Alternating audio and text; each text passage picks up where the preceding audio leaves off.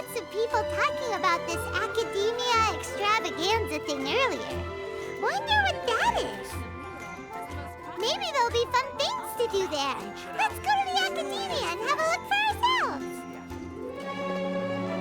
A moment, if you would. Are you two the famous Traveler and Paimon by any chance? We sure are, and who are you? My name is Wikas, a member of the Academia Extravaganza Planning Committee. Have you two heard of this festival? Yep, and that's exactly why we're here. Is that so? Looks like our advertising is working. Since you're both interested, would you mind if I gave you a brief explanation of the event? So, the Academia Extravaganza is a grand event run by the Academia with a long and storied history. To be precise, it can be divided into the Wisdom Gala and the Interdarshan Championship. The gala is held annually. During this time, all 6 Darshans will set up booths throughout the city and host guests to showcase the most fascinating aspects of their school, and thus increase their influence. On the other hand, the championship is held once every 4 years. Each Darshan will send a representative to vie for the position of Grand Champion. This year, the gala is being held alongside the championship, so the mood in the city is, as they say, at an unprecedented fever pitch. Got it! Cool! Thanks a bunch for the detailed explanation! You're most welcome. Answering questions regarding the Academia Extravaganza is my job.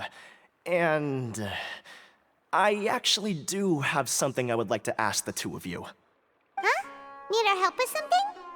Well, let me begin by saying that this year's Academia Extravaganza is of utmost importance to us. Lesser Lord Kusanali and the sages came up with a plan for the Academia to recruit talented people from the desert starting next year. As such, we've invited a great number of desert dwellers to take part in this festival, so they can hopefully experience the Academia's atmosphere ahead of time. I've heard that the two of you are famous across both the rainforest and desert. With your participation, especially in the Interdarshan Championship, more people will definitely come to appreciate the festival. Exactly! Or do you mean you want us to join a Darshan? But then we would have to deal with exams and essays and stuff like that. No need to worry. The championship participants have already been selected. I mean to invite the two of you as guest commentators. Your job will be to observe and record every part of the competition. There's no pressure. Just follow each match and enjoy the festival. Aside from that, we'll also prepare some compensation for your efforts. We won't have you working for free. That kinda sounds like a sweet deal. What do you think? You can head over to the festival venue later. An organizer there will introduce each participant. Some of them even might be people you recognize. I'll leave it at that for now. So, how about it? Would you like to take this commission? Wow! Having fun while getting paid? This sounds awesome! The main event venue is at the outskirts of the Citadel of Regzar, and the organizer you're looking for is Karina. Tell her the situation and she'll get you set up. The championship is going to begin soon. I wish you a good experience serving as commentators. If you have any doubts, come find me anytime. Alrighty, off we go!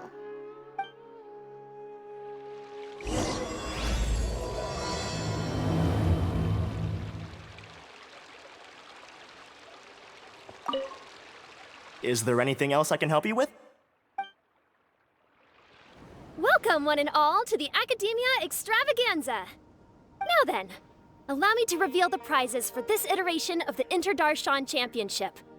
Fabulous monetary rewards, research funds, a limited edition Genius Invocation TCG card, and the right to wear the Diadem of Knowledge.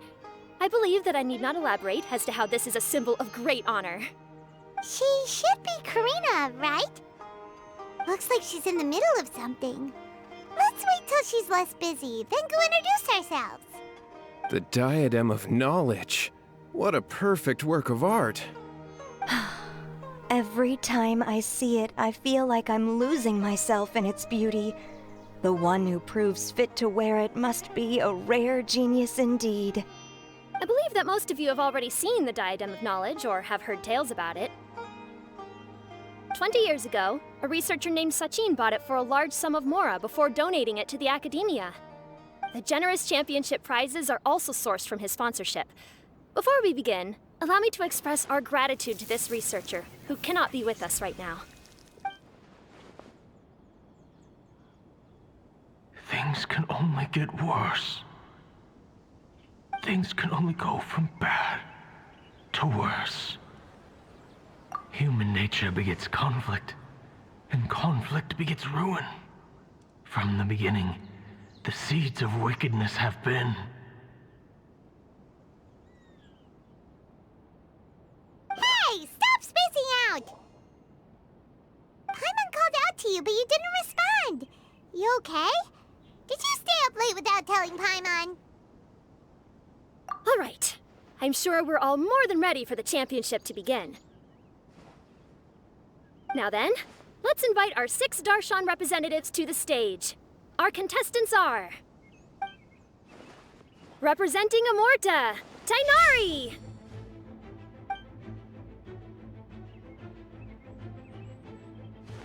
Representing Spontamod, Cyno!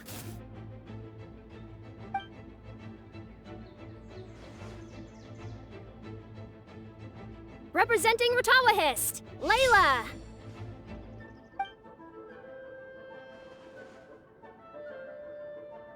Representing Haravatat, Faruzan!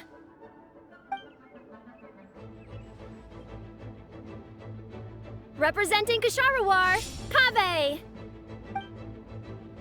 And for Vahumana... Is Vahumana's representative not here yet?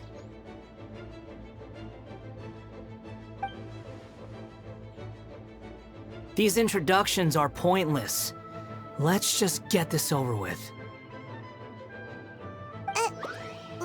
Wait a sec. Why is he Vahumana's representative? Finally, our final contestant is Vahumana's representative, Hat Guy! Oh, so that's Hat Guy. I think I've seen him before. You know who he is?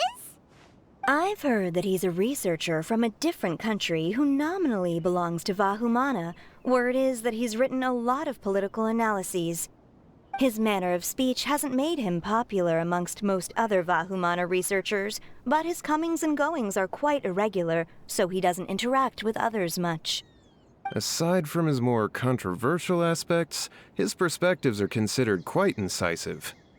Vahumana has seen a dearth of new talent lately, and some of its existing ones are not currently at the Academia, so I suspect he might have been their only option.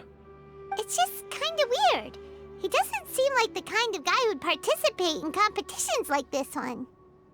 Now that we have our 6 contestants, the championship will soon begin. Who will triumph this time around?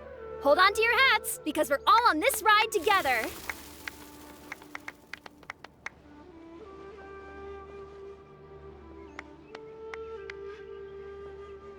Huh.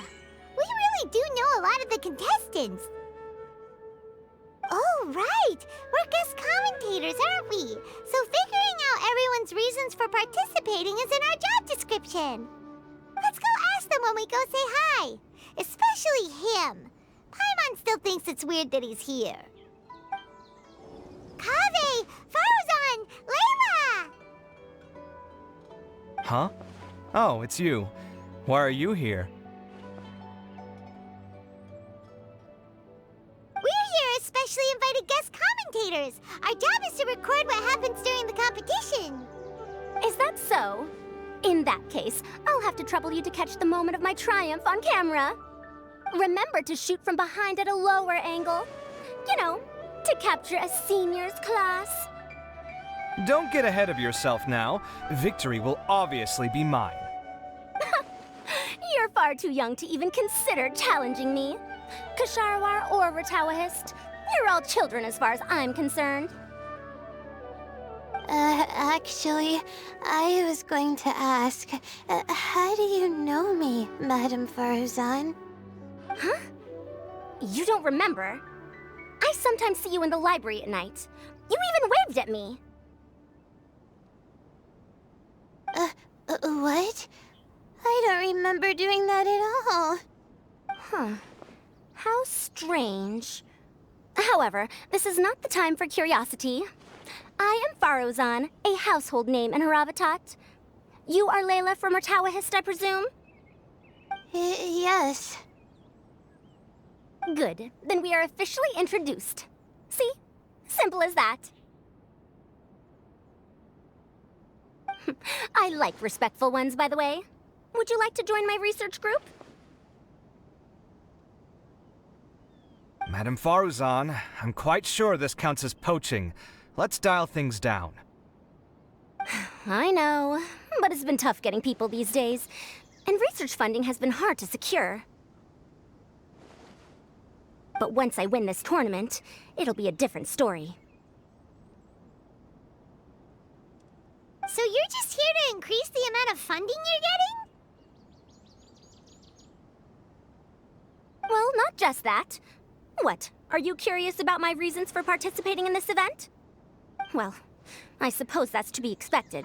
You are our guest commentators after all. There's been an influx of newly enrolled students, and they'll be paying close attention to this competition. If I do win, I'm certain that there will be no lack of students knocking upon my door. Moreover, research resources will be made available to the victor, so that will nix my funding issues. Therefore, my two juniors, I do apologize, but I fully intend to emerge triumphant. I'll do my best as well. At least I don't plan to lose too badly. So, why are you here, Layla? I don't know why, but a lot of people recommended me. I didn't sign up myself. I just woke up to find my name on the announcement board. Oh, I'm really nervous. I've been so worried about disappointing everyone that I've been losing sleep. Stress not, young one. We must all experience failure to grow and mature. But Madam Faruzan, I don't want to fail. Seriously? Everyone has such nice reasons for joining. Must I say? Yes, you do! We gotta record it! Well, you know, right? I want to buy some property. Oh, that's right! You want to move out of Alhatham's. What? Alhatham? What about him? This has nothing to do with him. Oh, right. Sorry, Paimon has no idea what she was talking about. So, you want to use the grand prize to buy a place, right? Correct. Also, my father took part in the Interdarshan Championship when I was young, but he didn't win. Once I do, the right to wear that diadem will be mine. In a way, I'll be helping my father fulfill a dream of his. That's not a bad reason at all. You have ambition, youngster. Although your chances with me here aren't great, I believe your father would be most proud if the diadem of knowledge were bestowed upon you. Not that he'll have the chance to celebrate. My father passed away many years ago. They say he ran into quicksand while traveling in the desert. For you to have experienced such a thing, that must have been tough for you. It's all in the past now, and life goes on, doesn't it? Let's change topics. I don't want to bring the mood down.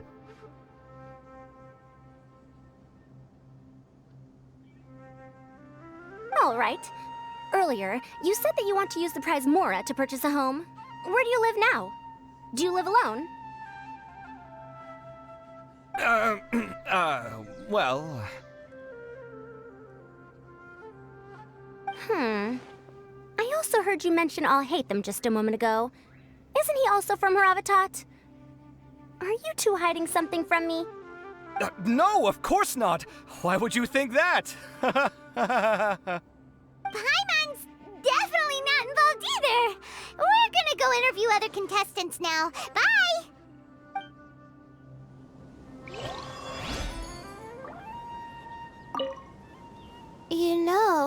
was just thinking, how did the two of you meet?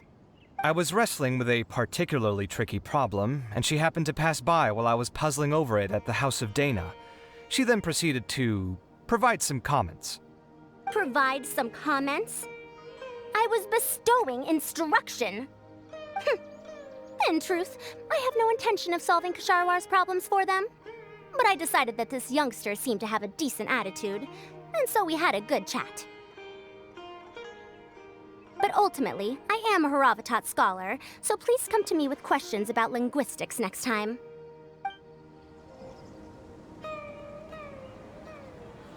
We meet again, you two. Hey, Tighnari! We came here to check out this extravaganza event, and then they invited us to be guest commentators. Is that so? I heard that there would be guest commentators recording the proceedings with cameras, but I didn't expect they'd be you two. It's a pleasant surprise that you're visiting Sumeru again while I'm still on leave. When everything comes together perfectly like this, I call it the biryani factor. Because it's always rice to meet stew again. Ugh.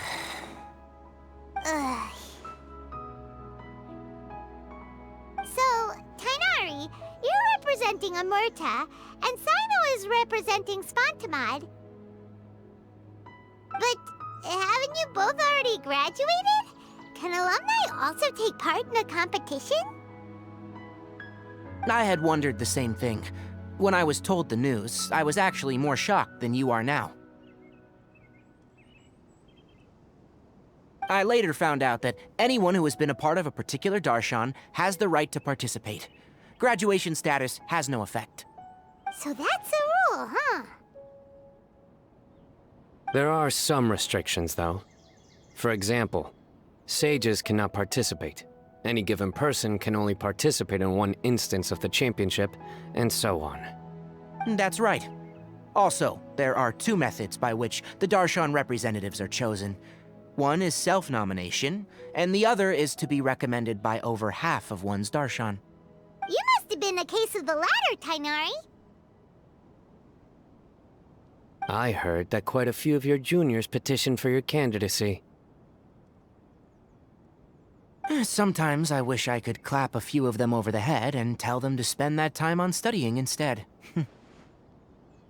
Well, you can, but after some consideration, I realize this could be a good opportunity for me. Next month, we're having a public lecture on ecology at Gandharvaville.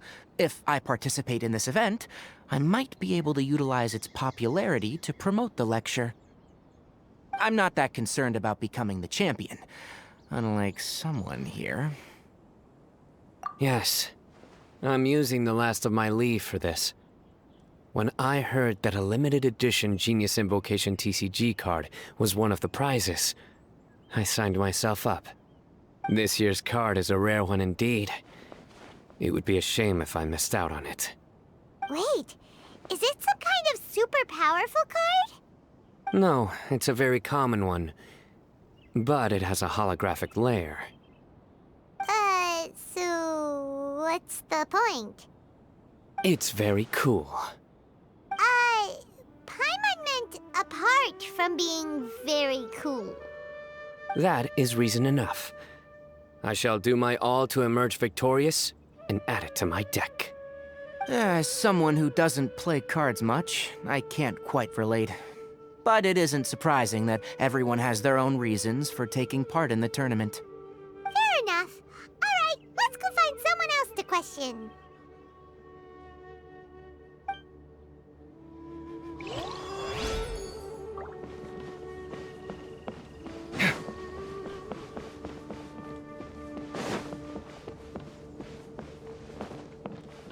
I'm surprised you were willing to come to Sumeru City at all.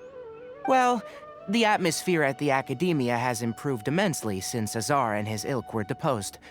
Master has been busy recently, so he hasn't had the time to instruct me or try to convince me to return to the Academia. So I've been occasionally visiting the city these days.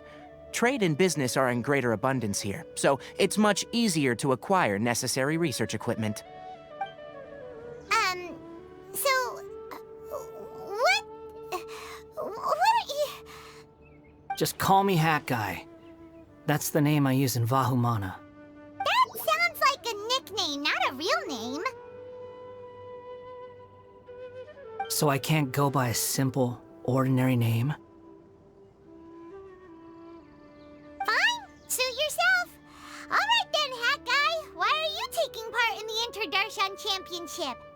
We're specially invited guest commentators, so play nice and answer our questions. You could be Matra for all I care. So what if I don't answer you?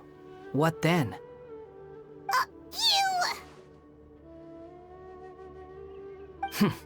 I'll tell you this much. I have an agreement with someone not to reveal my motives. You're not plotting something in secret, are you? Well, it's hard to say. Why don't you take a guess? Ugh, Paimon's had it with you. Fine, be that way. Then we won't ask you why you're participating. Instead, why did you join Vahumana? You two sure like to poke your noses where they don't belong. If I don't say anything, are you going to annoy me to death? I heard that the Vahumana researcher named Akaba was researching the Tatarasuna incident, so I wrote a few essays to refute his points. Later, when I was bored, I wrote some commentary on societal issues in Inazuma. I didn't expect Vahumana to consider me as one of them. Someone even invited me to a lecture or whatever. From start to finish, it was just the wishful thinking of idiots. A misunderstanding. There's your answer. Simple. But when Lesser Lord Kusanali heard about this, she went out of her way to get me registered in Vahumana. She used the name Hat Guy. Enough chit-chat. You're better off wasting your time with the other contestants. Someone's about to get very unlucky. Wanna guess who? How is anyone supposed to relax with you around? We've gotta stay alert and keep a close eye on him. Looks like Karina's got a moment now. Let's go chat with her. Enjoy the Interdarshan Championship. This will be one to remember, I'm sure. Ah, you must be the guest commentators Vikas invited. I've heard about you. I saw you two having quite the lively conversation, so I thought it would be best to wait. Are you two free right now? We were actually looking for you, too.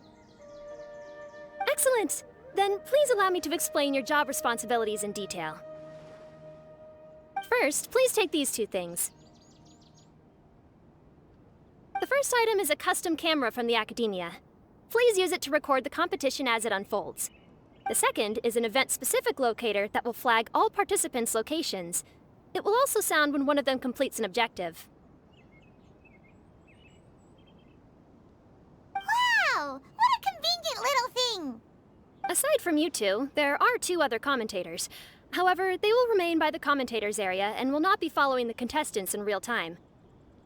Speaking of which, you probably know them. Alhaitham and Nilu.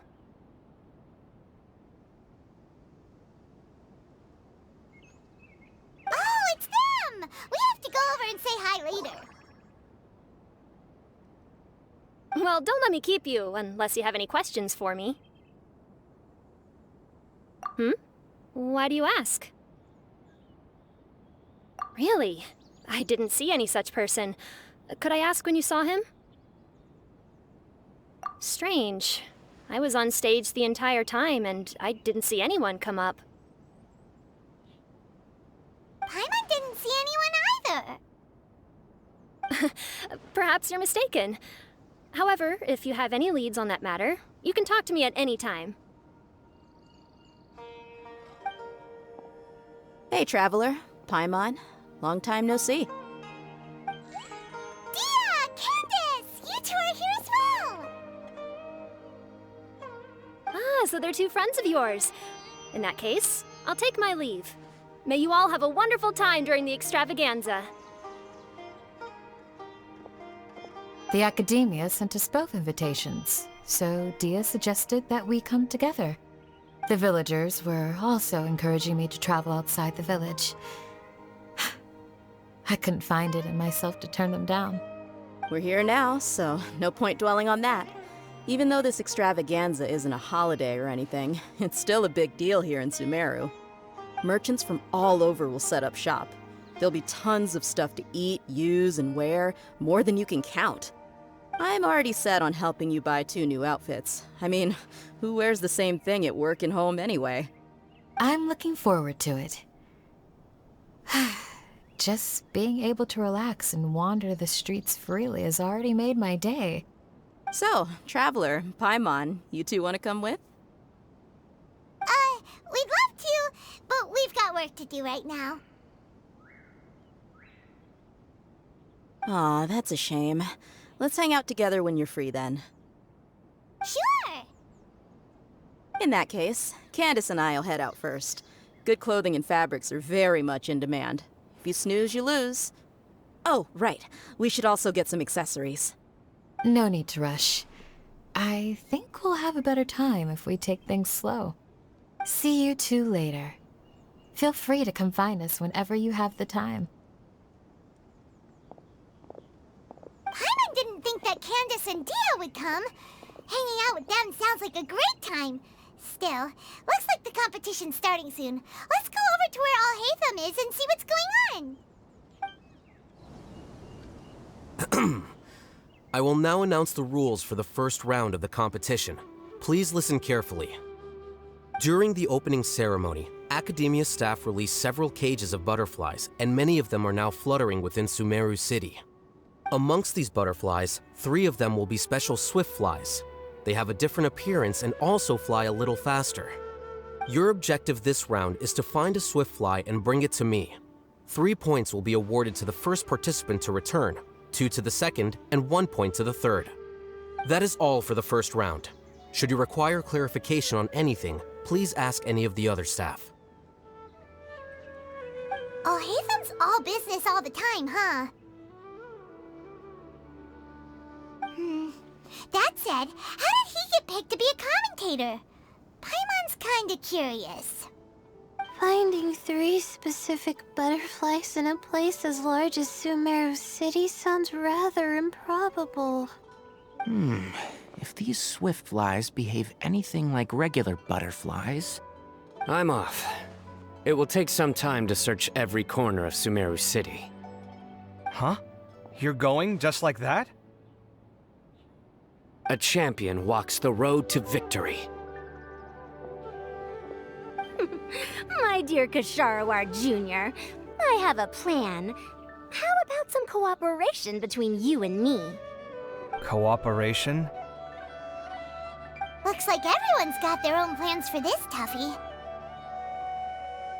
We're supposed to go on stage next, right?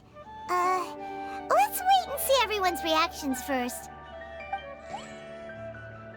Huh? Wait a minute. Look, he seems to be observing the other contestants just like we are. We were right not to let our guard down. Do you remember those things we made previously? Huh? You mean... It's time for them to shine. It looks like Faruzan and Kaveh have some secret plan. Oh, hello there.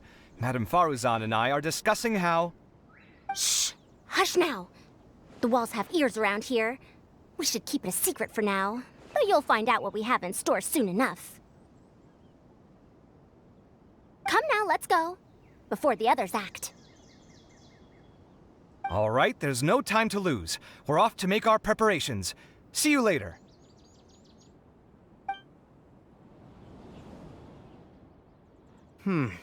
This is basically what I'll need. Do you think you'll have any difficulties? I have most of the reagents with me, and I can buy the rest. Kaveh, you're here too! Tighnari, you have a master plan ready? My hypothesis is that the swift fly's morphological variations won't significantly affect their fundamental nature. So I'm planning on using this to lure them out. Of course, I could be wrong. Every mutation opens the door to new possibilities, especially when they are artificially introduced.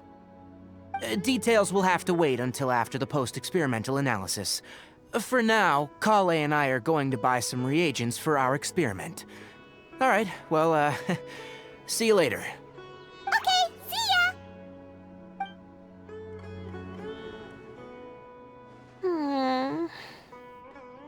Hey, Layla! You look a little worried. Yeah, I have no idea what I should do. What color are these swift flies? Do they have special markings? How do they differ from ordinary butterflies? Aw, I can't even figure out these basic questions, and most of what I've learned in the past is completely useless here. Aren't people who research the stars supposed to have some extraordinary abilities? Why not use astrology to solve it? Oh, you're another contestant. That guy, was it? Is it that you can't use astrology during the day? Guess that skill's less useful than I thought. No, it's not like that. If it's daytime, all I need is an astrolabe. So, why don't you do that then? Mona Magistus, the astrologist, said that those who constantly use astrology to obtain things that shouldn't be theirs will eventually lose the blessing from the stars. It's just something I read in an academic publication. I really love to read Mona's essays. You're overthinking it. Power is just a tool. It just seems to me that you don't have the resolve to win this. Well, suit yourself. Wallow in your immature ideals if you like. Hey! Seriously? Just walking off after saying a bunch of mean stuff like that? Did I say something wrong just now? Thank you so much. I've made up my mind not to use astrology for this. I think I'll just try my luck in the city. To be honest, I've always been pretty good at observation, and if I'm fortunate, I might be able to find that special butterfly species. Lord Cyno seems to have found a swiftfly. Come on, let's go check it out. Really? Where? The butterfly flew up high, and he's chasing it now. Oh, no time to lose. Let's go see. As expected of Cyno. Actually, shouldn't you two go have a look as well? The moment when he catches the butterfly will likely be one worth recording after all. I'll head into the city shortly to start my own search. I'll see you later. Alright, in that case, let's go see Cyno first, and then we can check on what everyone else is up to.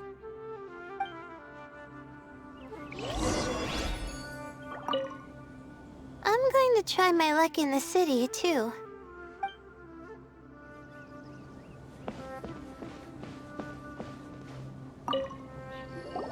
I didn't expect that you would be invited as well. Neither did we. By the way, how did you get picked, Alhaitham? There were several factors, but primarily the recommendation of the sages. I suppose they assumed that I'd have the free time for this job after resigning as acting Grand Sage. That said, they'd probably claim that my calm demeanor would help maintain fairness in the competition. Sounds like you've got a lot on your plate. Not really. The job itself is quite simple and effortless.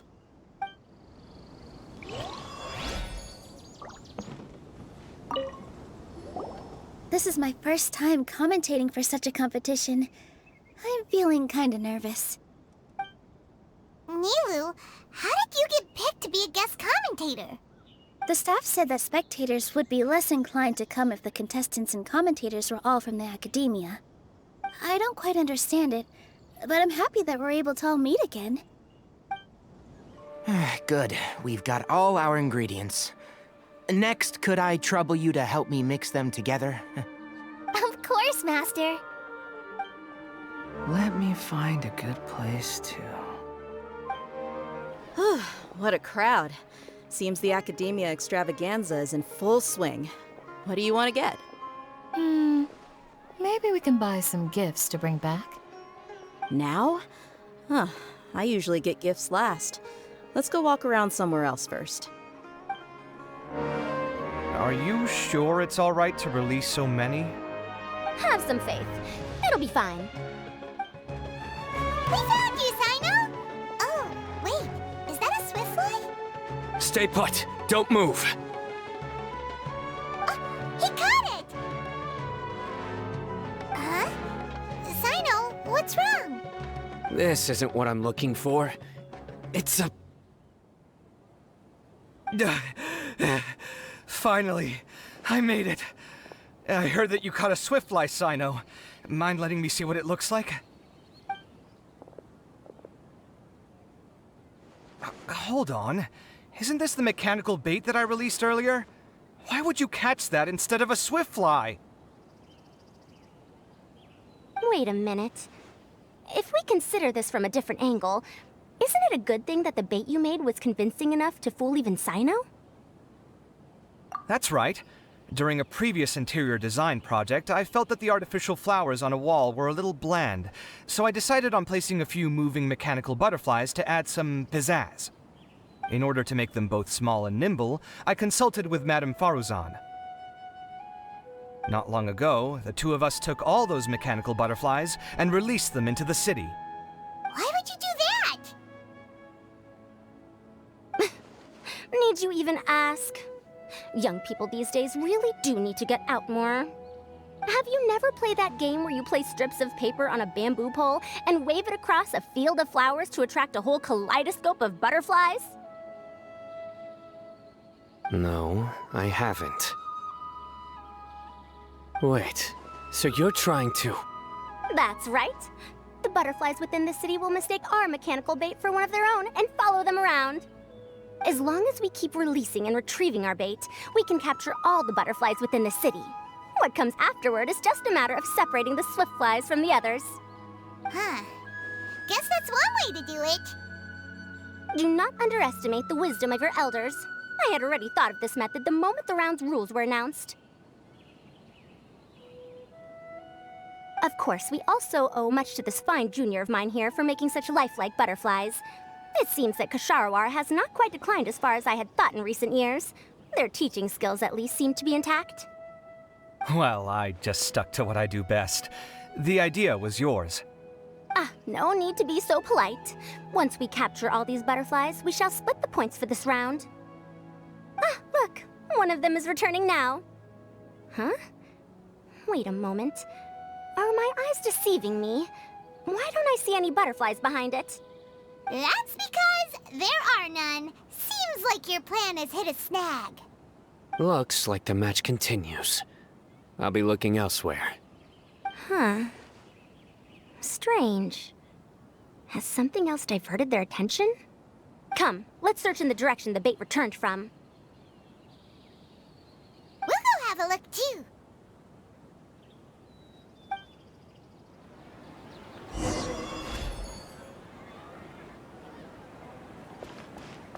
How could it not be real?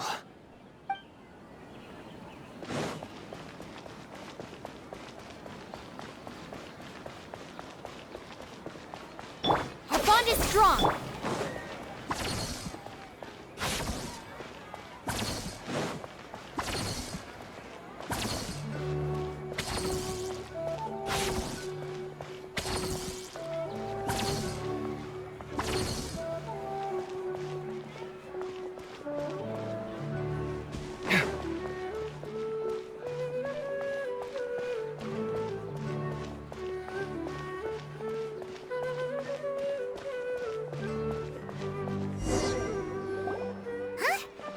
Faruzan, Kaveh, why did you two stop?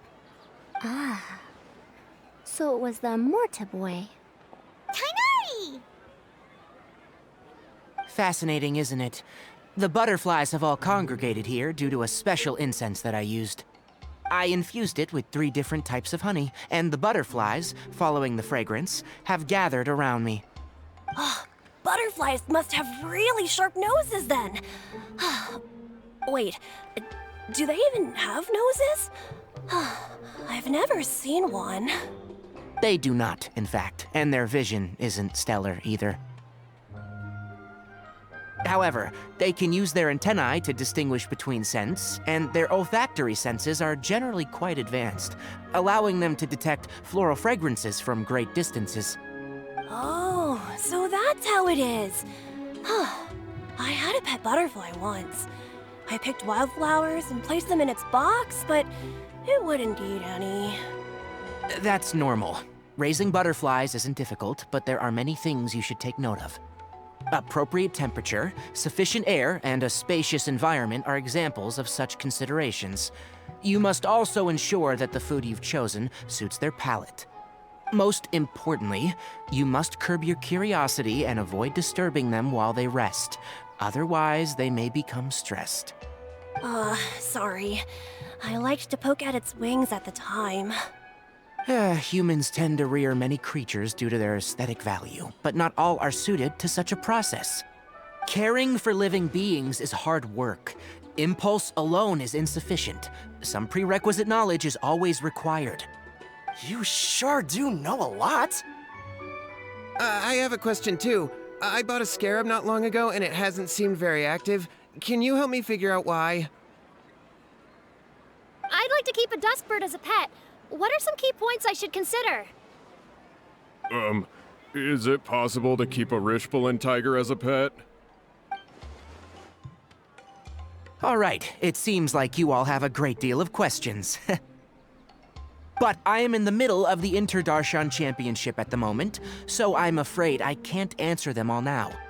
Let me propose an alternative. Next month, there will be a biology lecture at Gandharvaville, and I will be sharing some interesting insights on living organisms there. If you're interested, you can attend that lecture, and if you should have any questions, just prepare them ahead of time. I'll answer questions after I've finished speaking.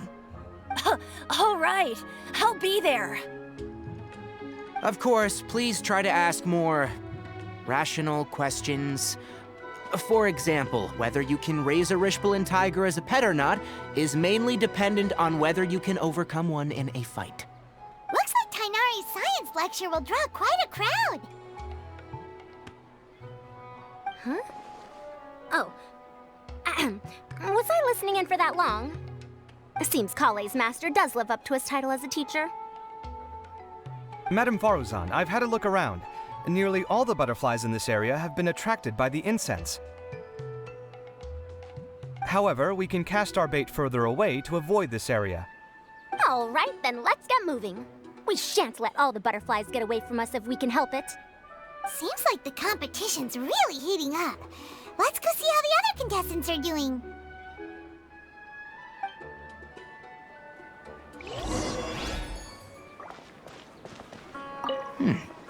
The scent is starting to fade.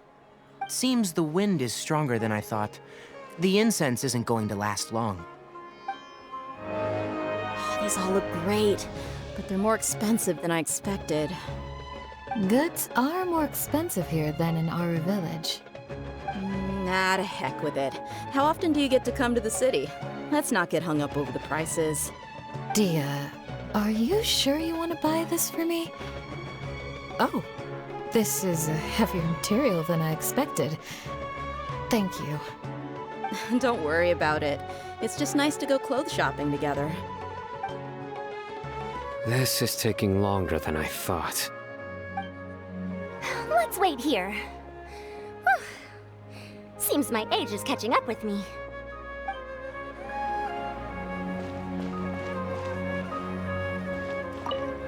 Please lead the Swiftflies back here. I'm really counting on you. What brings you two here? Huh? You're here having coffee? Aren't you supposed to be a contestant? Is there really any need for me to take part while everyone's running around like it's some sort of carnival? Don't worry. I'll get involved once things actually get serious. Layla, how are things going on your end? I've been searching for quite a while now, but I haven't seen any sign of the Swiftflies yet. Instead, I ended up catching a few mechanical devices that looked very similar to butterflies. I wonder where they came from. Looks like Faruzan and Kaveh's devices are everywhere now. I'll keep up the search. That said, I've noticed that a number of butterflies in the city has already decreased a lot compared to when the event started. Probably because the other contestants are coming up with their own ways to catch butterflies. Alright, I'll do my best too. Huh? What's this? Oh, what a coincidence. I guess I just need to catch it now, right? Oh, please wait. There it goes. It's so fast! Paimon thought all Hatham said they were only a little faster. No, come back! Come on, Traveler, let's go too! The locator's going off! Looks like someone's already caught themselves a swiftfly!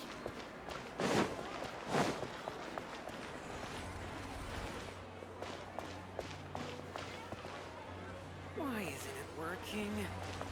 I don't get it. The locator's going off again! So, someone else finished too? That would mean that the one Layla's chasing is the last swiftfly!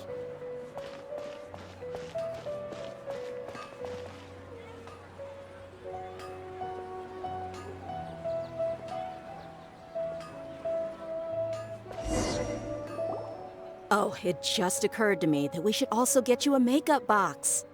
No, it's fine. I don't think I'll end up using it. Maybe you won't, but it doesn't hurt to have one, right? Come on, just trust me on this one. Huh? Who are you, and what do you want? Please, don't move. Don't move? Who sent you? Dia. Don't worry, I can handle this. Now, tell me, what do you want?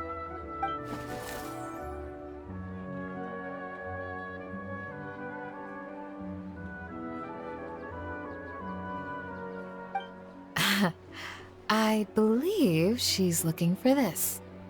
Here, take it. A butterfly? Was it on my head? Oh, you're... It's been a while, Layla.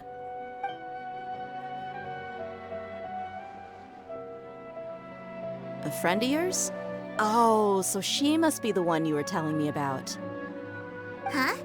You two know each other? Oh yeah, it has been some time. The first time I ever woke up after sleepwalking, I somehow found myself in Aru village. Candace was the one who took care of me then. That's right. She didn't look well, so I gave her something to eat. She said a lot of complicated things about astrology, the night sky, the stars. Not sure I understood it all, but it sounded pretty enchanting. Right. Do you still want this butterfly? It seems like you were chasing it all the way here. It's of little use to me, but if you don't want it, I can release it. Just let her have it. It's no big deal. The swiftfly was flying so fast, but you were able to catch it like it was nothing, Candace. Oh, it didn't seem that quick, really. I was actually worried that I would injure it, but I'm glad that didn't happen. Anyway, sorry about the butterfly thing. With the way you suddenly came running over like that, I thought you were hired to take us out or something. Huh. On second thought, I guess I've never seen an assassin that looks tired with dark bags around their eyes. Oh, you must be taking part in the championship. Take it from me. Don't let it stop you from getting some rest. I'll do what I can. Thank you. We'll be on our way then. See you later. Alrighty, let's bring the swiftfly back together with Layla. It seems we have a third contestant who has returned with a swiftfly. With that, the first round has come to an end. I anticipate that all of you will keep up the effort for the second round. Dismissed. Your closing statement sounded so... how do I put it? Decisive? Well, you could certainly stand to try being more decisive, Nilu. It would help you live more freely. Hang on a second. Who were the first two contestants with swift flies? Tighnari was first, and as for the second, it's being discussed right now. Hey, Alhaitham, I think I've come up with a good idea. Second place gets 2 points, right? Can't Madame Faruzan and I split the points between us? Quite the imagination you have there. I've read the championship handbook from cover to cover, and I never saw any rule which permits that. Then we can just add a rule. Do you really think I'd do that? Oh, come on, you're not going to stand in the way of my victory, are you? Well, you're free to send the organizing committee an application outlining your naive proposal. They'll get back to you within 3 working days. 3 working days? It'll be too late by then. Unfortunately for you, even dreaming is gonna cost you. Paimon gets it now. Kaveh and Faruzan found the second Swiftfly together, but the rules say that only one person can get the points. Oh well, the rules are the rules. Since you call me madam and politely ask for my help, I shall give you these points. So I'll put the points under Kaveh's name then? No. If I take these points, won't that only detract from your contributions, Madame Faruzan? You might be all right with that, but I cannot do it. Not in good conscience. I don't have any problem with it. There are 2 more rounds after all. Losing one isn't a major setback. But if you insist, I have another method. We can draw lots to see who will receive the points. Lots, huh? What? Is there something wrong with that idea? No. Well, let's do it. All right. I'll get the paper needed for the lots. Give me a moment. Oh, seriously? I'm sorry, but it appears that luck was on my side this time. No, you do deserve it. I'm just lamenting my bad luck. Perhaps that's why my life is rife with troubles. Indeed. It's rare to see anyone with such terrible luck be so willing to decide victory via lots. And what would you know about that? I just... We can save bickering for later. Record the points under Faruzan, and that'll finally bring the first round to a close. The second round will be held in the desert. We'll be moving our commentator stand over to Aru Village. Let's meet up in Aru Village once everything is ready. I'll announce the details of the second round then. Till then, you have some free time. I'm off the clock at this point, so it's farewell for now. Wait, Alhaitham! You... Don't be upset, Kaveh. Sighing can carry away your good luck, you know. Oh, so that's how it works. In that case, I'll take in some deep breaths. Maybe that'll help me make up for all the luck I've lost. It's really no big deal. 2 points aren't enough to decide victory or defeat just yet. I'll win the next round, you'll see. Looks like you've managed to pick yourself back up, young man. Good. I must warn you, though, that I'm quite familiar with the desert. You'll have to try your best if you don't want to lose. I'm no stranger to the desert either. I'll be fine. All right then, that's enough chit-chat for now. I'm going to check the area out. So the current standings are Tighnari in first place, Faruzan in second, and Layla in third. Guess we should also take a nice break before the next round starts. But where should we go first? Why, you two look a little lost. If you're not sure where to start enjoying the Academia extravaganza, then may I suggest that you have a chat with our boss? Your boss? Who's that? Do we know them?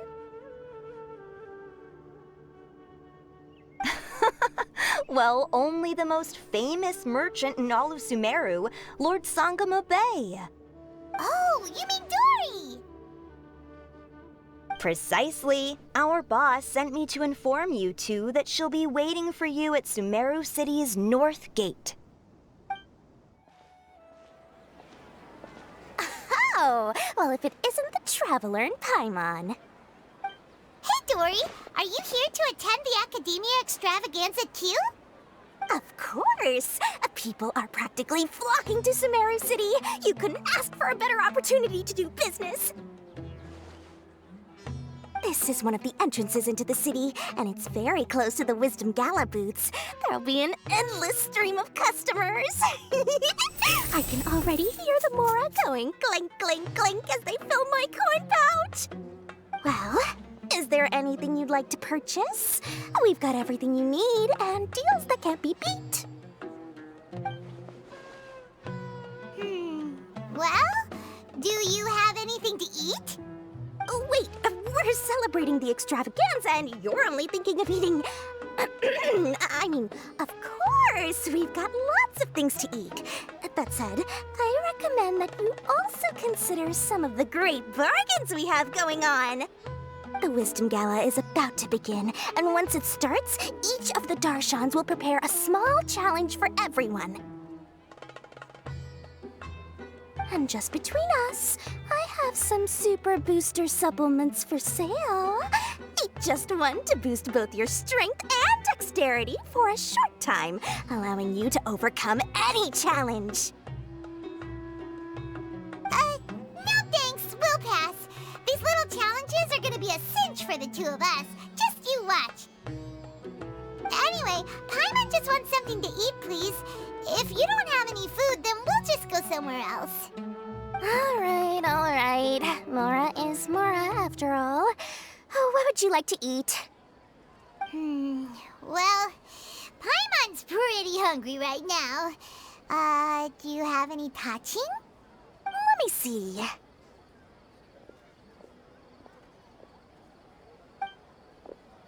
This is a huge job, isn't it? If this works out, we'll be set.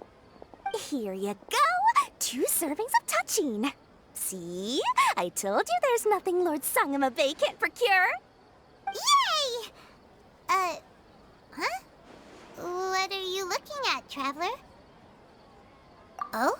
Who? Someone we know? Was it someone suspicious? Have we attracted some unwanted attention? Huh? What's happening, Dori? Is there something else going on? I don't know who you saw just now, but I do have some hard-to-come-by information about the extravaganza. If you want to know more, we can talk business later.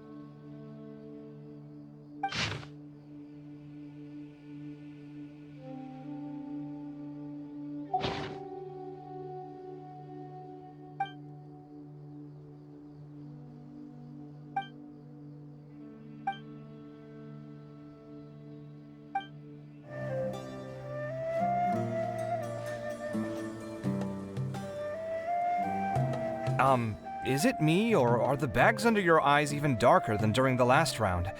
Are you alright? Thanks for the concern, Kaveh. I just haven't been sleeping well lately. Even though I try to fall asleep, I can't get the championship out of my head. And before I know it, it's morning again.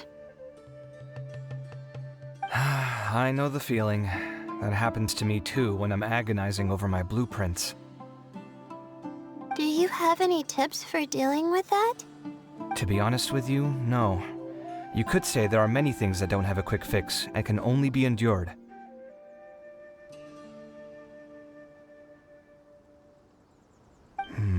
I suppose you can think of it as something akin to an illness. Sometimes there's no effective cure, so you just have to let things run their course. I don't know what's stressing you out, but I can feel all the anxiety and pressure coming from you. The next round's about to start, so chin up and do your best. Oh, okay. You do your best too. Looks like everyone's here. I will now explain the second round to you all. There are 3 leyline disruptors buried in the area around Aru Village. These devices can imitate the effects of leyline disruption and will constantly interfere with the environment. Your goal is to shut them down. The first 3 who manage to finish this task will be awarded 4, 3, and 2 points accordingly. Note that each person may only bring a set amount of food and water with them, and that leaving the designated competition zone will result in disqualification. Well, what do you think? Want to team up again? I shall consider letting you have the points on account of what happened in the previous round. That's all right. I've been here many times, and in any case, machines are one of my specialties. I doubt this will be particularly difficult. It's good to see such confidence in a youngster like yourself. I also happen to be well acquainted with this place. Let's see who will find these devices first. But aside from us, you should remember that there's a favorite for champion. We must be careful of him. A favorite to win? Who is it? Shh! Not so loud. I mean that boy Tighnari.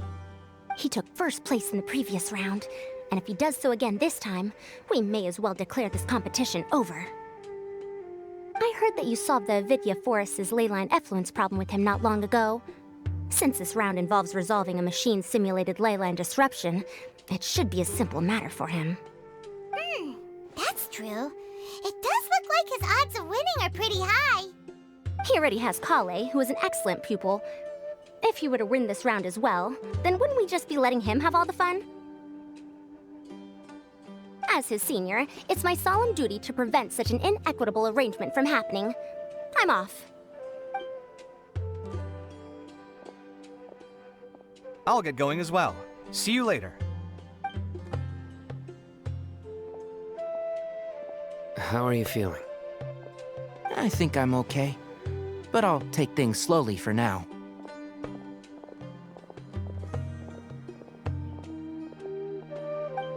Is this all the water we're getting?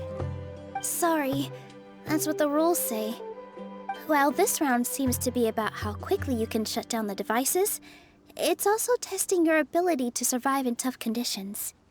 I knew it'd be harder than I had expected. So we'll either need to find the devices as quickly as possible, or we'll have to save our energy and wait for an opportunity. Okay, I'll head out shortly. Thanks a lot, Nilou. You're welcome.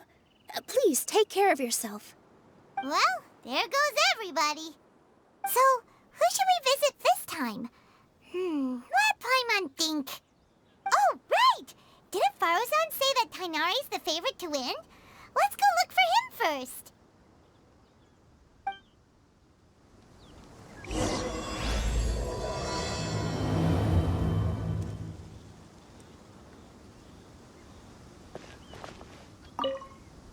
Now that the round's begun, who do you think will win, Alhaitham?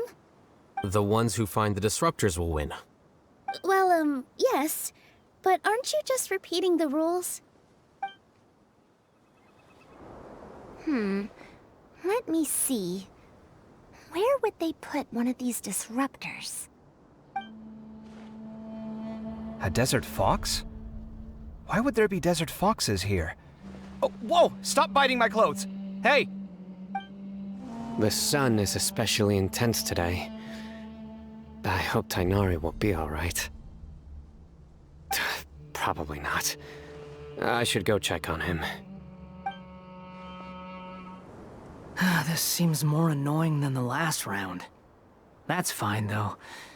I'll find some place to sit and watch them scurry.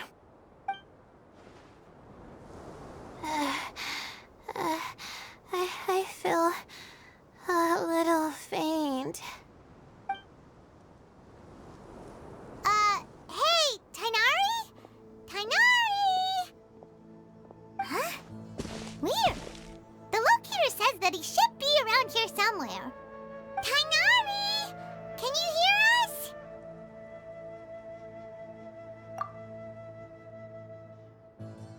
You're right!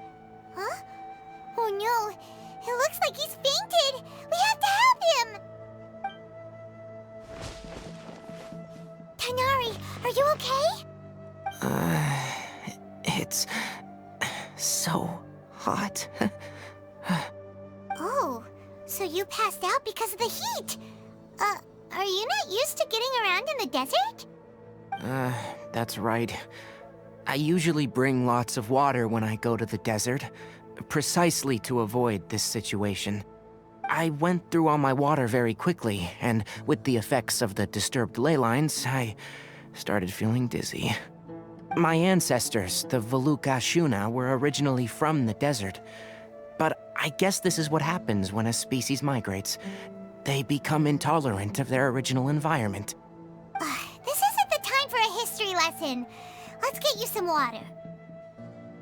Humans. Such fragile beings. Your bodies can't even survive extreme changes in the environment. Here, take this. Let him drink it.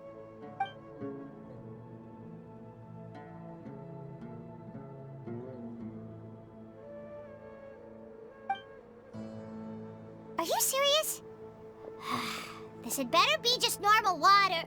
Hey! You're leaving already? Paimon really doesn't get that guy. What's he up to? Anyway, let's focus on helping Tighnari drink some water first. I'm feeling a little better now. Thanks, you two. Oh, it wasn't just the two of us. Just now. Found you at last. Cyno, you're here too!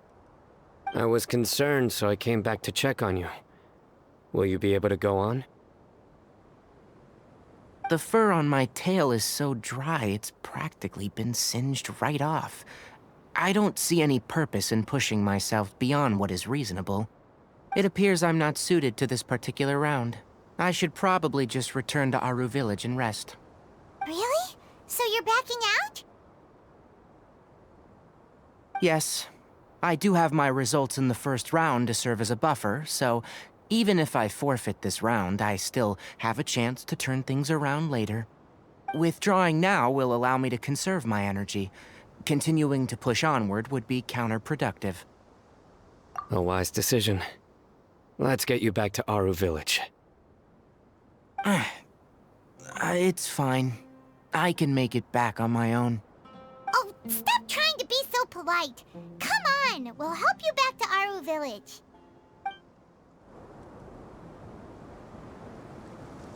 How are you feeling now, Tighnari? Do you want to rest some more? There's some shade here, so we can stop for a while. All right, let's do that.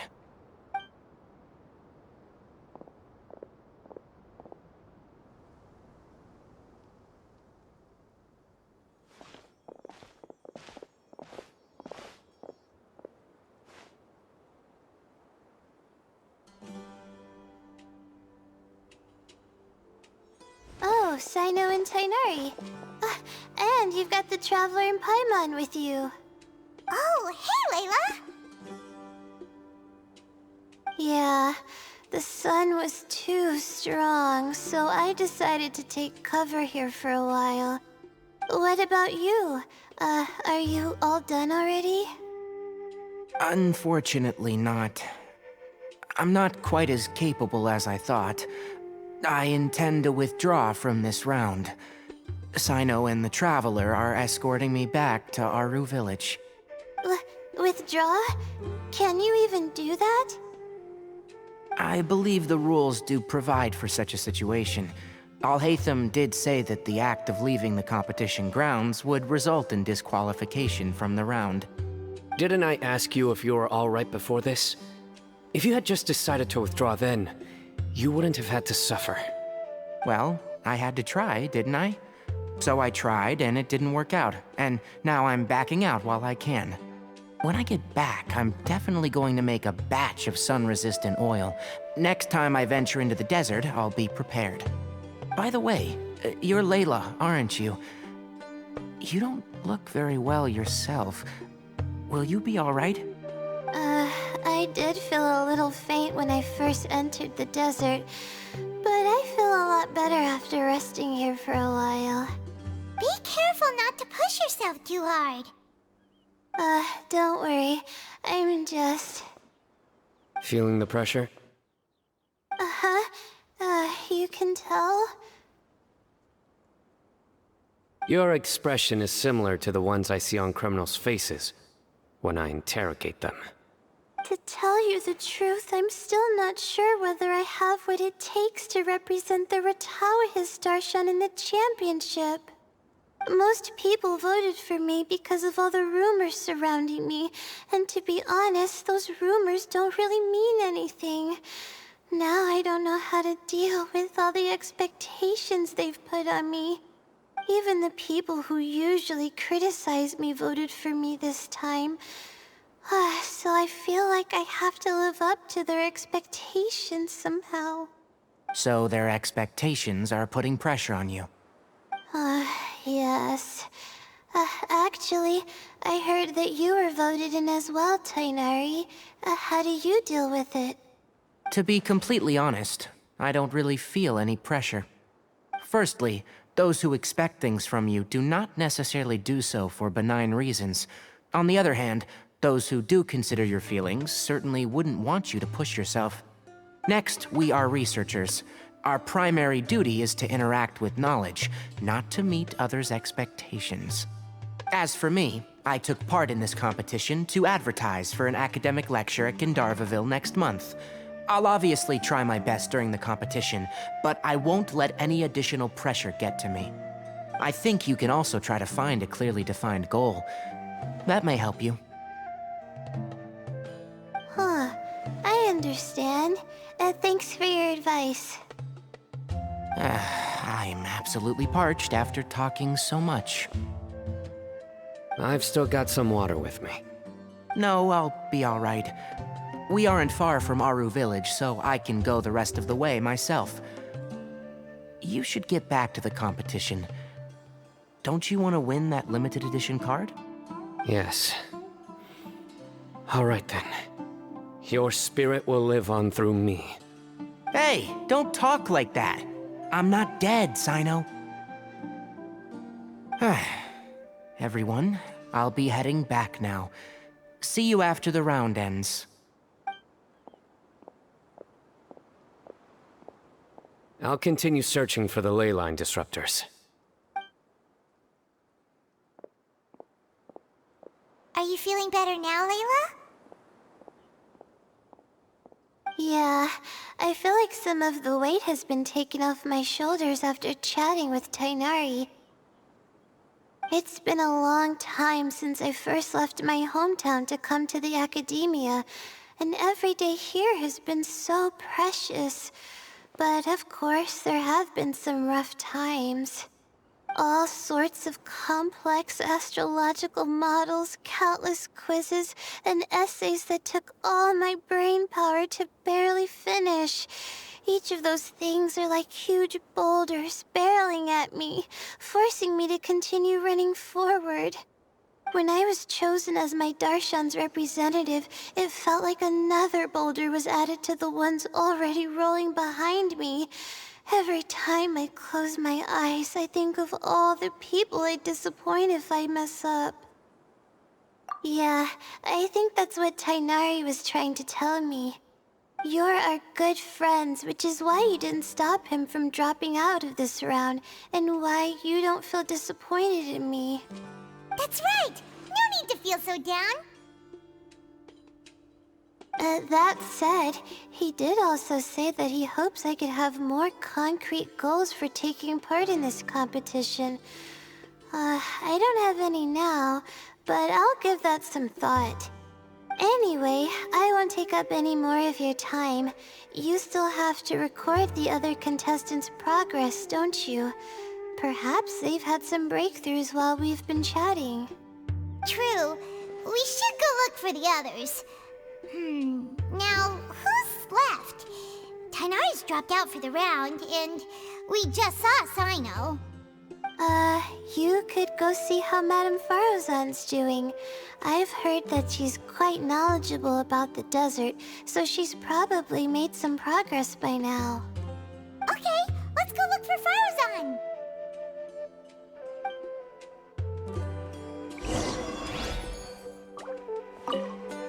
Don't worry, I'll be fine. You two must have a lot of free time if you came looking for me. There's another one.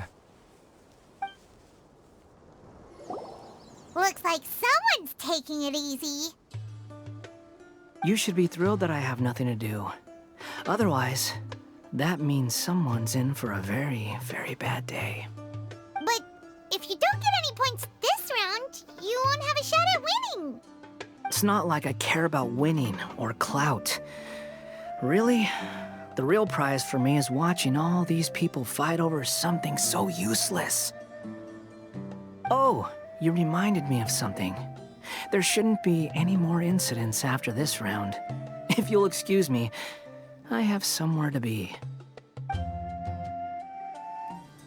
I didn't expect Tighnari to drop out. Being able to acknowledge one's own weaknesses is a rare quality. I will never give up. How did the rest go?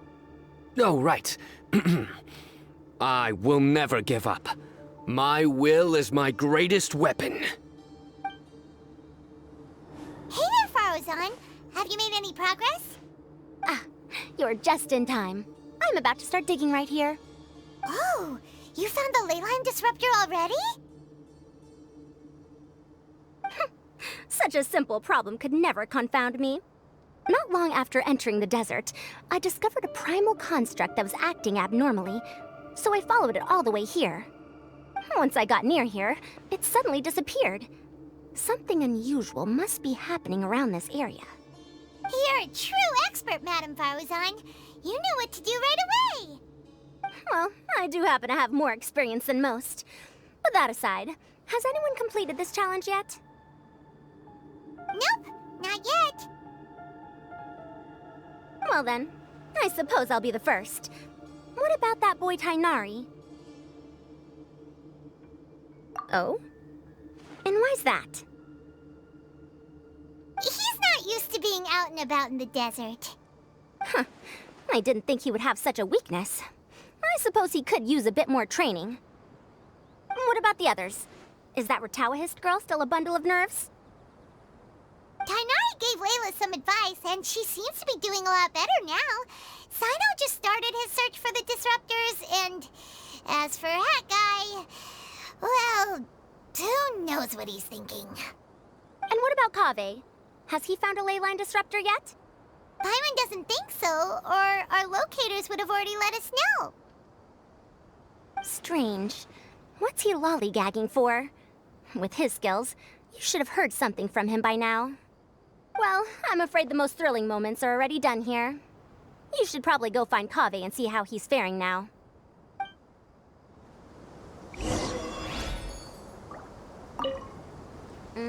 Here it comes. I think I'm about to strike gold.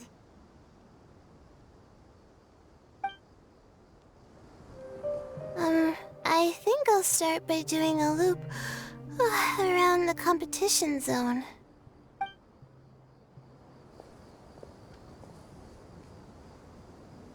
Come on, stop following me! I already gave you all the food I had on me.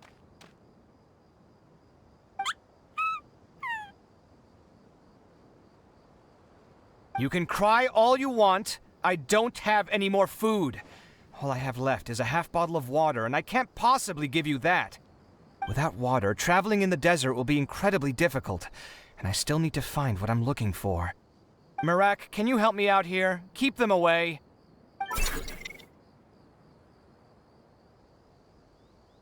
Kaveh, there you are! Faruzan told us to come see how you're doing. What are you up to? Just thinking about it makes me upset. Not long after I entered the desert, I was accosted by these fellows. I don't know why, but they didn't leave the competition grounds, and now the ley line disruptions have left them confused and circling around the area. The moment they saw me, they wouldn't leave me alone.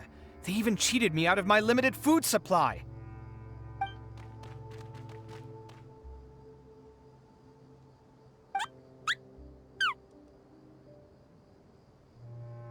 Hey, didn't I ask you to keep them away?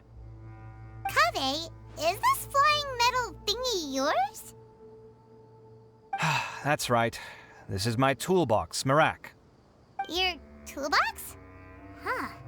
It seems pretty fancy. Hey there! Can you understand us?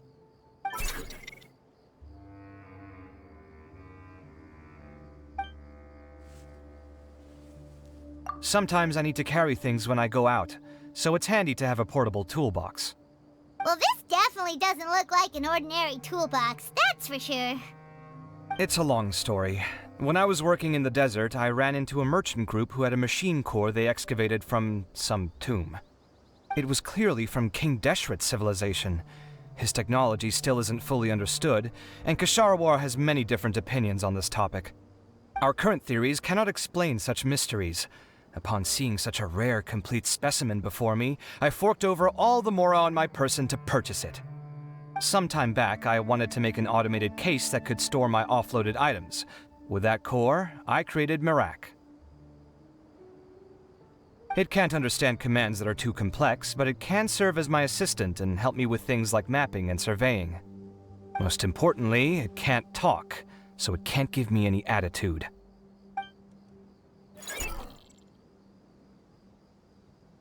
Oh, yes. Thanks for helping hide the fact that I live at Al-Haytham's place earlier. Sorry. I hope this season of my life ends soon, so I can get things back on track. Things just started going downhill at some point. Maybe it all started when my mom remarried and left for Fontaine. Or maybe it all started when I spoke to Al-Haytham in the library. Or maybe it's because constructing the Palace of Alcazar's burned through my funds. I'm still paying off the debt from that one. Oh, when's this going to end?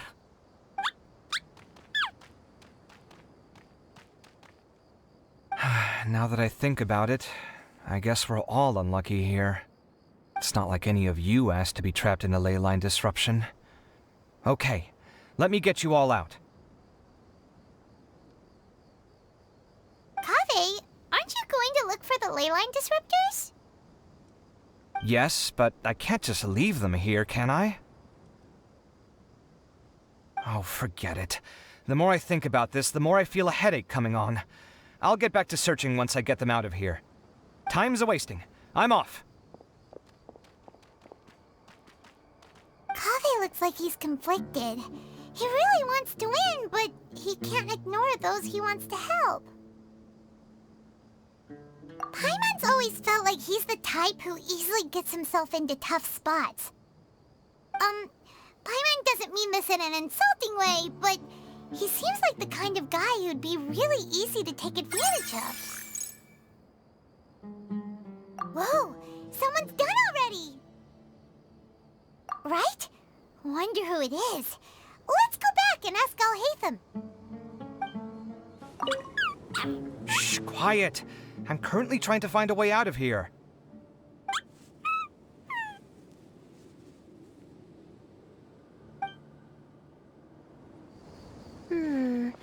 There's a few things that seem a little off about this place.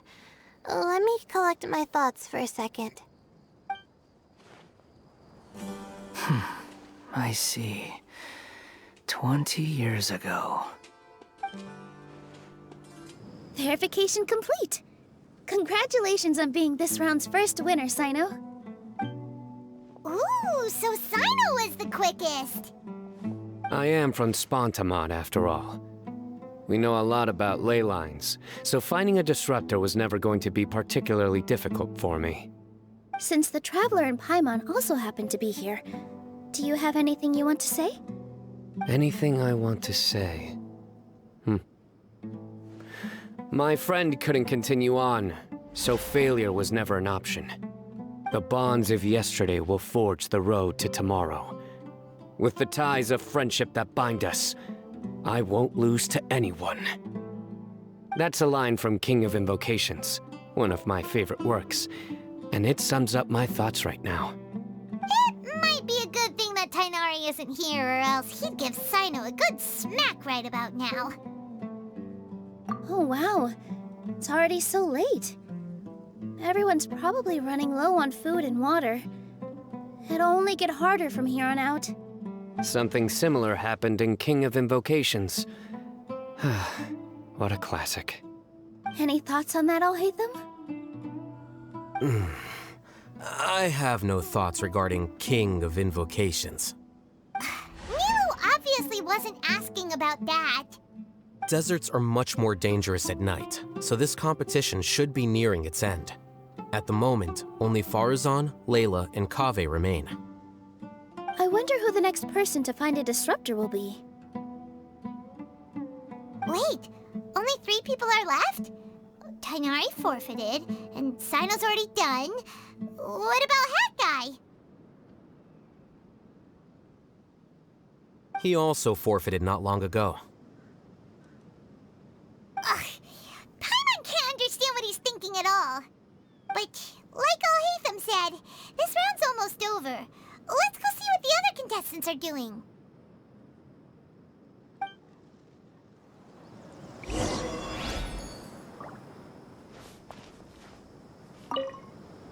Things are really heating up now. You can feel the contestants' passion too, can't you, Alhaitham? Compared to the abstraction of human emotions, the desert heat is easier to intuit. Tighnari made the right decision to forfeit.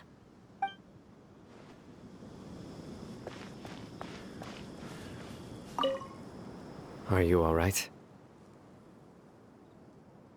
Much better. Aru Village's hospitality sure is something. 2 whole pitchers of water, to be precise. If your throat's too wet as a result, I can provide some dry humor. No, thanks. Much appreciated, though. Hello again. You know, it suddenly occurred to me that you guys have had to do a lot of running around this time.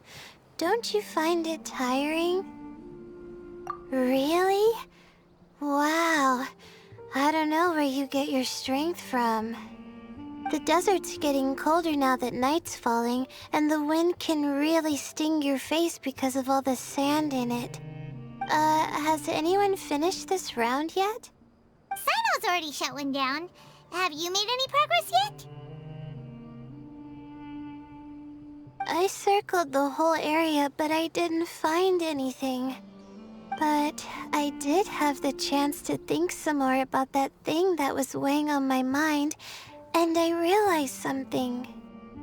Well, my fellow Retawahist members must have all put my name forward for different reasons, and maybe a lot of them only picked me because they wanted to watch me make a fool of myself.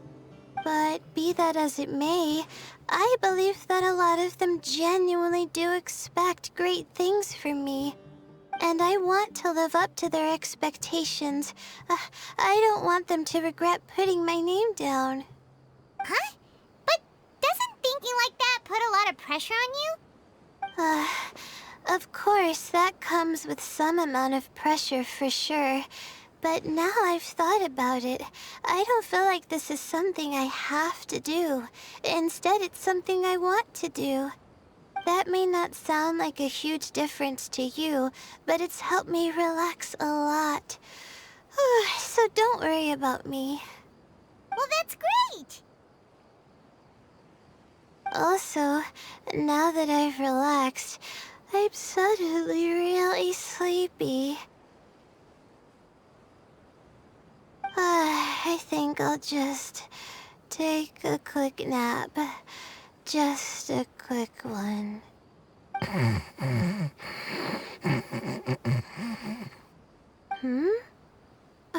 But the competition isn't over yet. Oh, Layla. She's really a bundle of nerves, isn't she? Wait, you're... Good to see you too. It's nice to be out. Feels like I've been cooped up inside for quite a while. Well, since I'm here, I guess I should help her finish this. What are we supposed to be doing here again? Finding a ley line disruptor, was it? Let me see. Looks like she's basically gathered all the information she needs. It won't take long to wrap this up. Come with me, you two.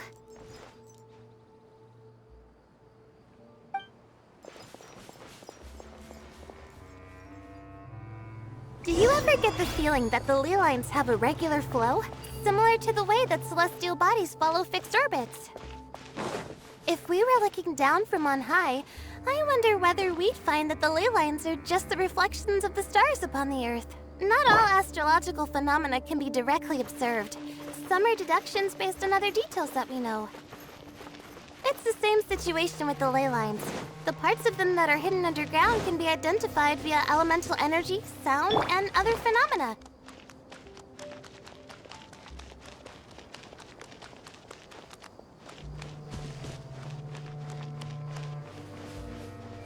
Plus, now that someone has shut one of the disruptors down, the contrast between before and after can provide me with further information still. Let me see. It should be here, I think.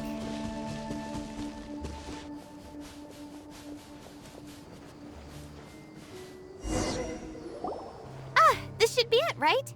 I'll turn it off. That should restore the ley lines in the area to normal. Nice work!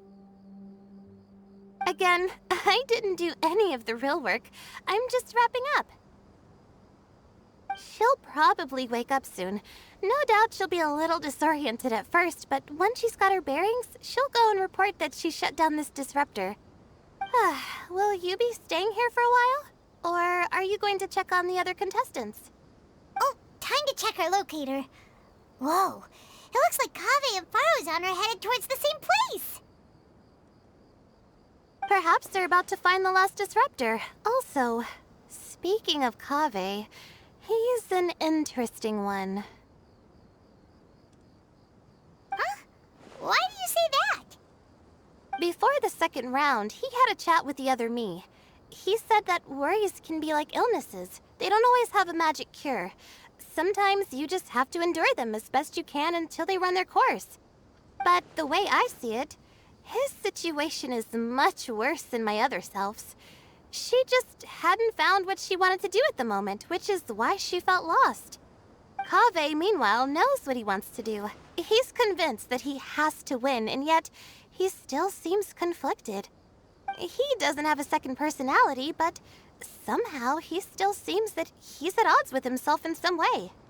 I don't know exactly how to describe it. It's like he's smiling on the outside, but there's no joy inside, only sorrow.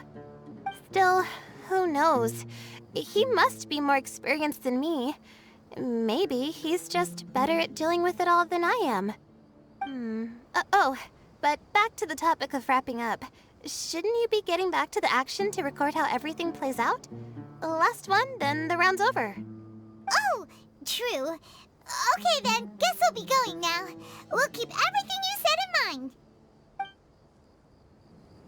Kaveh and Faruzan were were super confident at the start, but it turns out they're the last ones to find a disruptor. But between the two of them, who's going to get there first? Let's head over quick. It should be around here.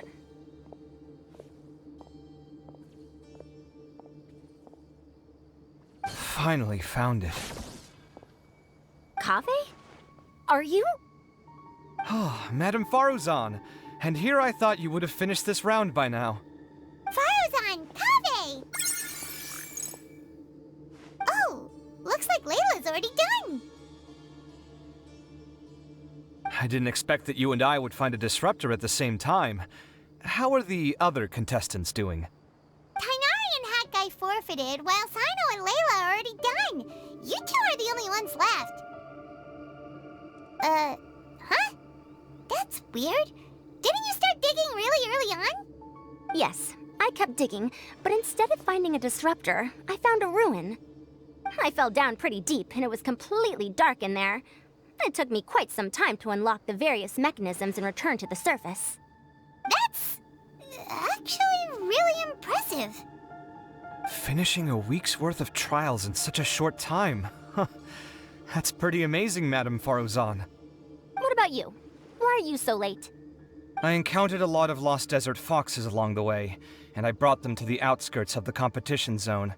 When I came back, I was absolutely parched. And then I blacked out. Probably from the heat, you know? When I woke up, it was already night. I used the last of my strength to come here. A most curious reason indeed. But are you sure you're all right? It sounds like you were in an incredibly dangerous situation. You said you were familiar with the desert, but the way you handle problems... It does feel rather at odds with your title as a genius. It was problematic, but that had nothing to do with me being a genius. It was my decision. The way I did things wasn't optimal, but I wouldn't have been comfortable not doing it either. My conscience would have weighed on me. Youths these days, each stranger than the next. But back to the main issue at hand. Since we are both very certain that this is where the final ley line disruptor is, let's dig it up then.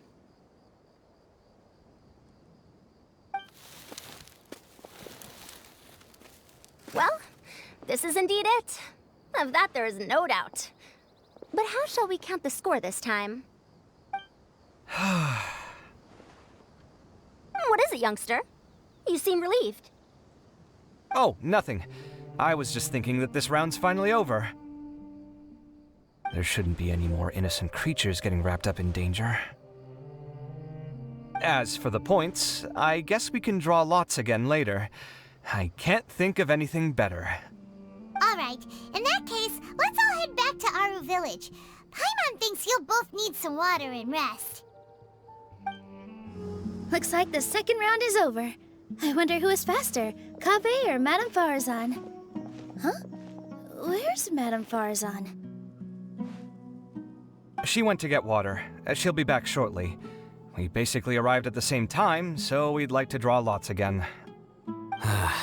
You get caught up in some things so easily, like drawing lots. I'm not caught up in anything! Don't make it sound like I take pleasure in having bad luck! Really? Then should I say that you have a curious affinity for drawing lots? I'll go get the box and slips of paper for the lots. Please wait a moment.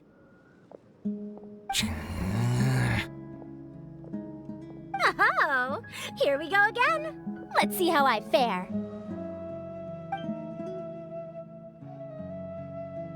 I got it! Did you see that? I won! Congratulations! Looks like Kaveh's luck's taking a turn for the better! Oh, finally! After all this time! It looks like you've been rewarded for your tribulations in the desert. This round's points are yours.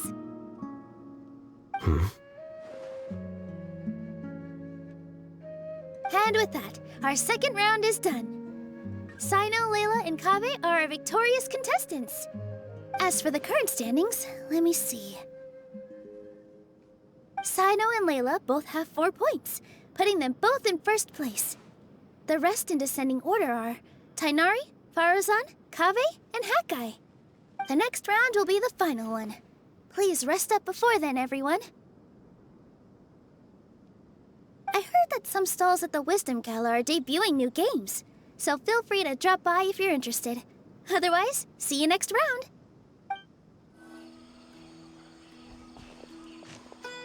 It feels like something's been on your mind this entire time.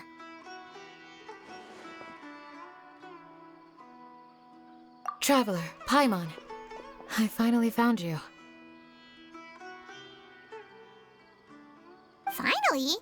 Did something happen? Don't you feel like there's something off about this year's Academia Extravaganza? When Candace and I were at the cafe earlier, we might have caught sight of some mercs on business. Thing is, they were disguised as tourists here to shop. But no disguise can mask the stench of blood. Just from their suspicious looks, I bet they do dirty work like kidnapping or assassinations. We eavesdropped on them for a while. Their target seems to be someone called Sachin. Sachin? Isn't that the person who Karina mentioned during the opening ceremony? He's apparently the sponsor behind the competition prizes and the Diadem of Knowledge, but he hasn't shown himself at all. Sounds like a rich person, all right. It makes sense now.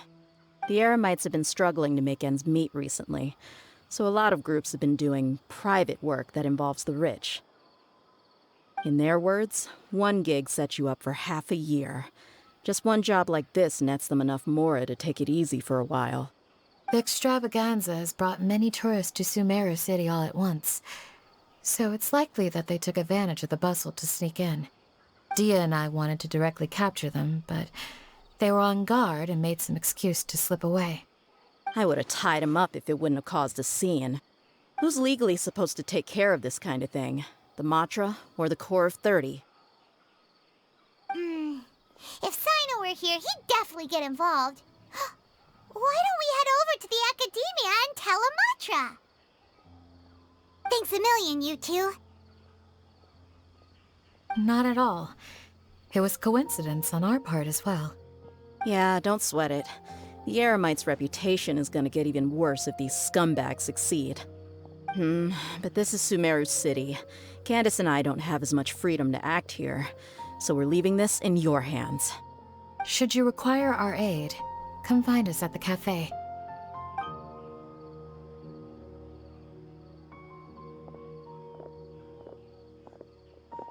Paimon's noticed that something's bugging you. Is it the extravaganza? 'Cause Paimon's starting to think that there's more than meets the eye here, too.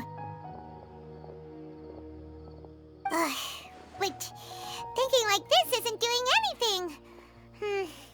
Let's just go find a Matra.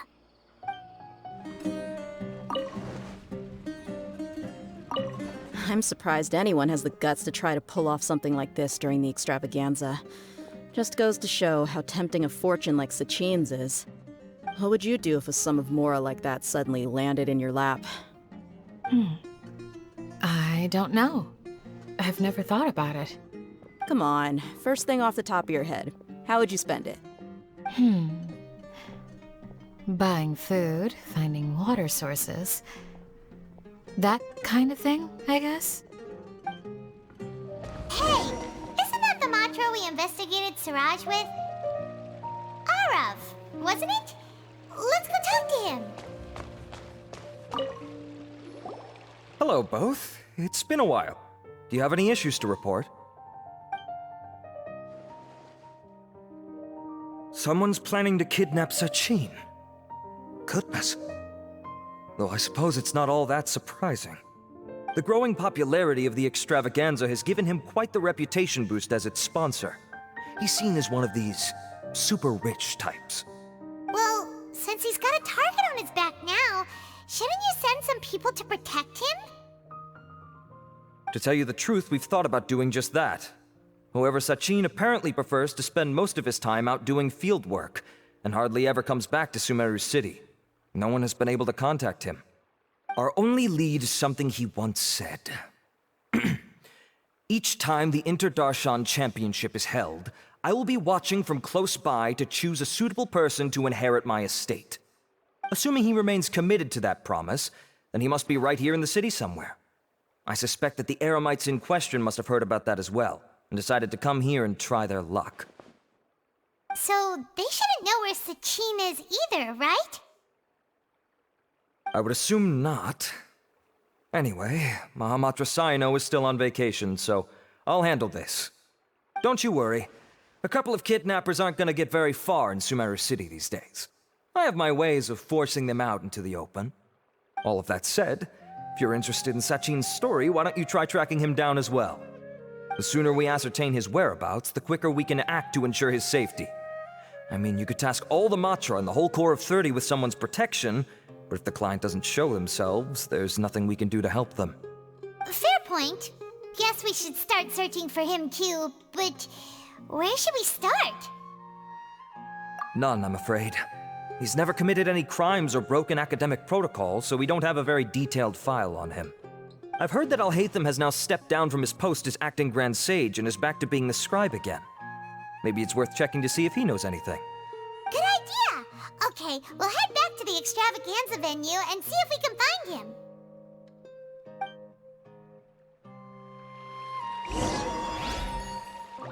Rest assured that I will bring these criminals to justice.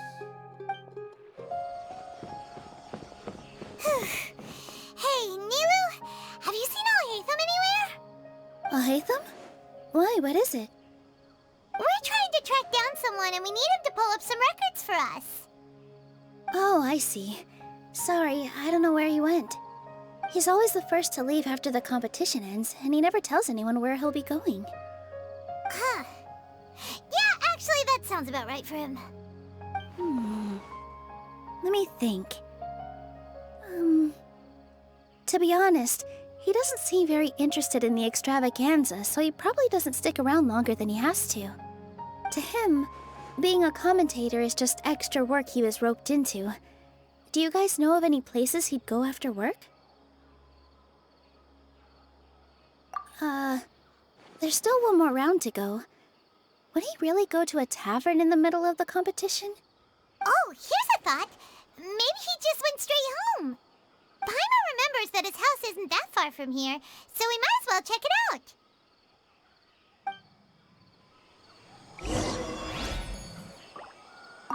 I wonder where Alhaitham would go.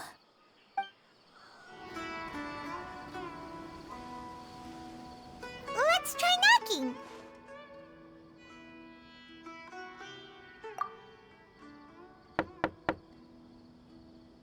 No answer? Maybe no one's home. Hello? Alhaitham? Are you in? We need your help with something. Oh, it's you two? Oh, Kaveh, you're home! Come on in, I'll get the door for you.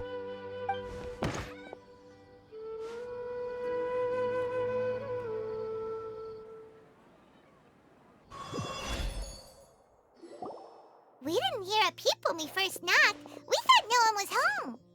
Well, I can't be too careful. If someone from the academia came here looking for Alhaitham, and I opened the door for them without thinking, before long the whole city would know that I'm living here. You're pretty conscientious about this, huh? So, what happens if someone comes inside looking for him while you're at home? It's fine, as long as I stay in my own room. Anyway, why would someone just barge in here looking for him? Most people have better things to do. Fair enough. So do you know where he is at the moment? What do you think? Who knows what he does in his free time? All that matters to me is that he's out of the house. I wouldn't call it that. He's just incapable of saying anything pleasant at all. I told him how the second round went. I won the lot draw, remember? Because of good karma, of course. My luck's on the rise. But him, being him... Oh, you wouldn't believe what he said after I was done talking! You're always quick to remind me that you're my upperclassman, and yet you do not problem solve in the manner becoming of an upperclassman. This begs the question of why we attach prestige to seniority at all. What does he mean, manner becoming of an upperclassman? What, am I supposed to earn the title of upperclassman now? And he didn't stop there. He said, I'd encourage you to reflect on why you've ended up having to rely on luck every round. Frankly, it's incomprehensible to me how you've managed to make it to this age without acknowledging the proverbial elephant in the room of your life. Yeah, that does sound like something Alhaitham would say. I've had it with him. Every time I talk to him, it's the same way. He finds a way to infuriate me every single time. Anyway, the disdain is very much mutual between us, so I'll be moving out as soon as possible. I'm actually packing my things right now.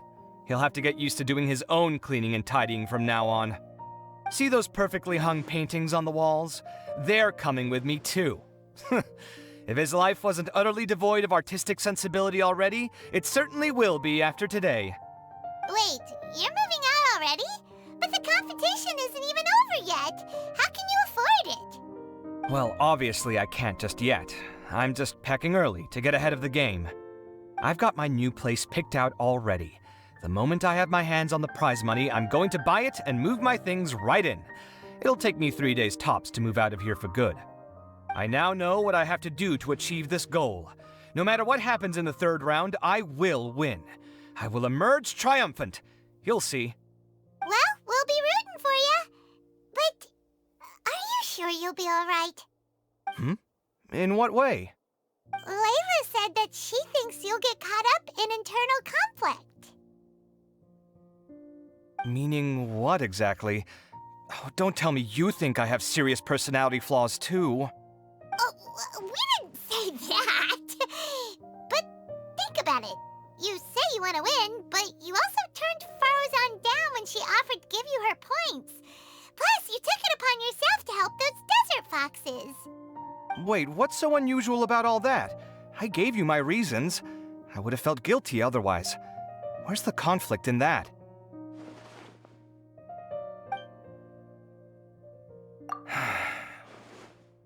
Well, when you put it like that, yes, why indeed? It's a good question. I guess it's just in my nature. Plus, if I just did nothing, then there'd be no escaping the blame if something bad came of it later down the line. But thinking like that all the time must make your life so exhausting. Not to mention that by helping out, you put yourself at risk. Fainting in the middle of the desert, for example. Was that really worth it? It's complicated. Look, let's maybe leave this conversation for another time. What was it you needed Alhaitham's help with, anyway? Sachin? Huh. He did actually mention a Sachin recently.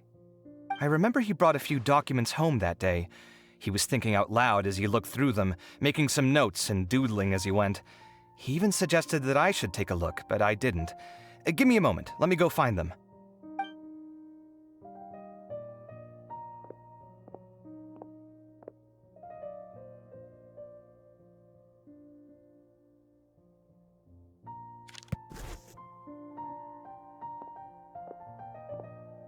Ah, this is the one. Here, take it. You sure he'd be okay with this? With taking liberties? He's certainly okay with helping himself to my beer whenever he pleases. And anyway, he did ask me if I wanted to read his notes. I didn't see the point at the time, so he just left them on the side. He doesn't leave documents lying around unless he's okay with other people reading them. It's fine, I promise. Cool, if you say so. Okay, let's see what he's got on Sachin.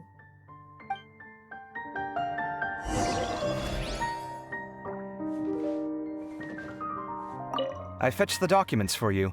Feel free to look through them at your leisure.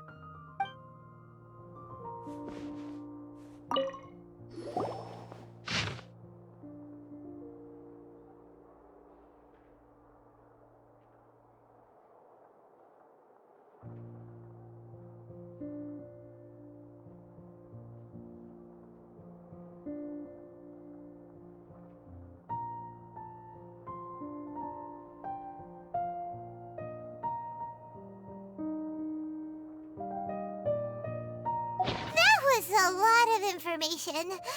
Paimon's getting a headache. So, to sum up, Sachin put the academia in charge of managing his estate and went off to do research, right?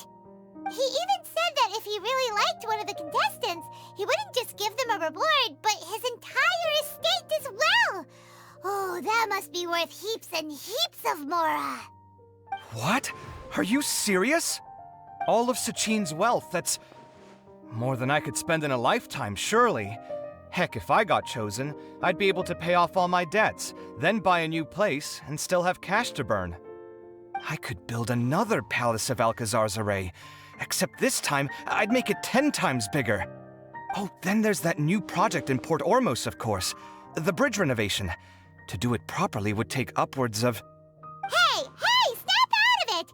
You're getting way ahead of yourself there, mister. You're right. First, I need to focus on winning and moving out of this place. Huh? Wait a moment. There's a loose slip of paper tucked in between these pages. Did Alhaitham write this? It looks like he was jotting ideas down as he was thinking things over. Let's see. 2 phrases have been circled. Sachin, dead or alive, unknown, and diadem of knowledge. Some of this stuff is just plain incomprehensible. Is this written in some other language? Let me see. Huh. I recognize this script. Give me a second. Lofty ideals may provide no defense at all against nihilism, but perhaps little decisions can. That's a rough translation anyway. I can't guarantee it's 100% accurate. There's another smaller line of text underneath. Why would he bring that up? Wow, it's so cool that you can actually read this script! We worked together on a project once when we were students. The title was Decoding the Runes and Architectural Philosophy of the Ruins of King Deshret's Civilization. I had to familiarize myself a little with this script at the time. Oh, interesting. So, any idea what Alhaitham meant by all this? Who knows? The way his mind works is one of the great mysteries of the world. Fair enough. Well, guess we've learned all we can here. Yeah, he better catch those crooks. But until then, let's just head out for a stroll.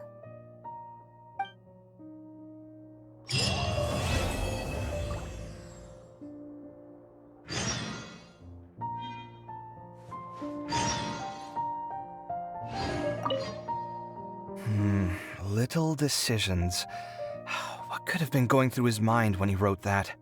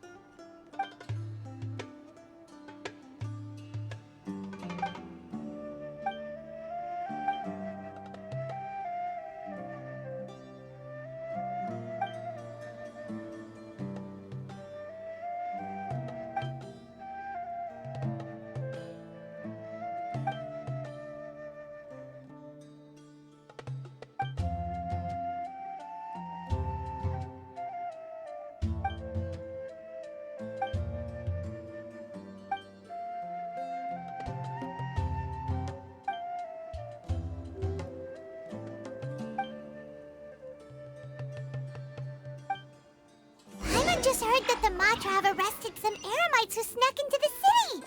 Maybe they were the ones plotting to kidnap Sachin. You need to watch out for innocent. Let's go to the Academia and check with Arav. You're here. Sorry, I was just about to send someone to inform you. I only just finished interrogating the suspects. What did you find out? Well, lots of unexpected details, let's put it that way. The mercs themselves were surprisingly easy to catch. We just had someone dress up as Sachin and they took the bait. But then it starts to get messy.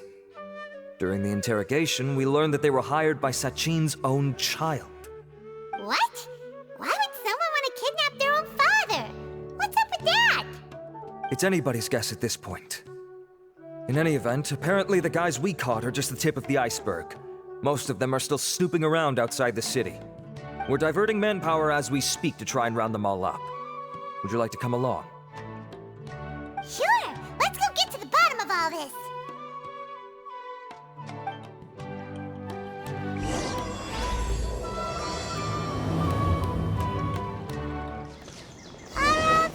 Are you sure this is the right place?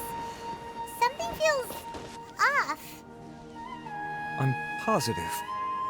But I don't understand why they're all unconscious on the ground.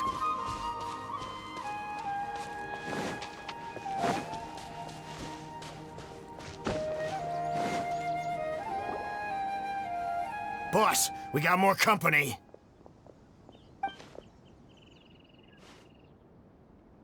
Look, we were just doing what we were paid to do. You're punishing the wrong people here. You want the real culprit? It's this guy. He hired us to kidnap Sachin. What happened? Who beat you all up? Wait, you mean you aren't with them? With who? Who did this? First there was this flying brat. Didn't bother asking any questions, just started throwing punches. After that, some guy wearing green came along and interrogated us for a bit. I've got the confirmation I needed. This is the one who masterminded this whole plot. Jawani, Sachin's son.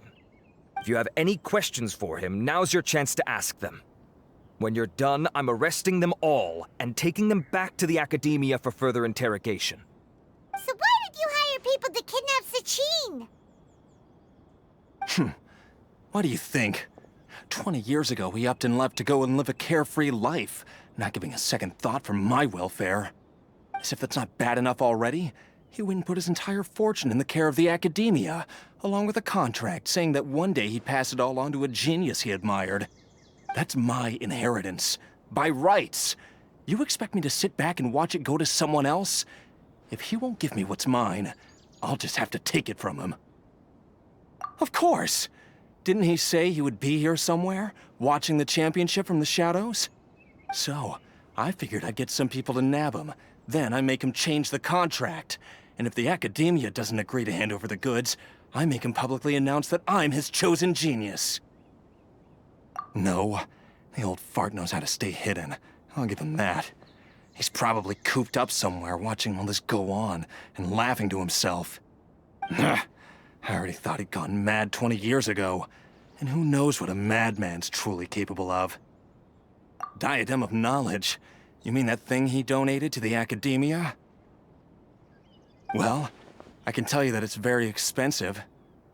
He sold a lot of assets to purchase it back in the day. Weird things started happening after he brought it home, too.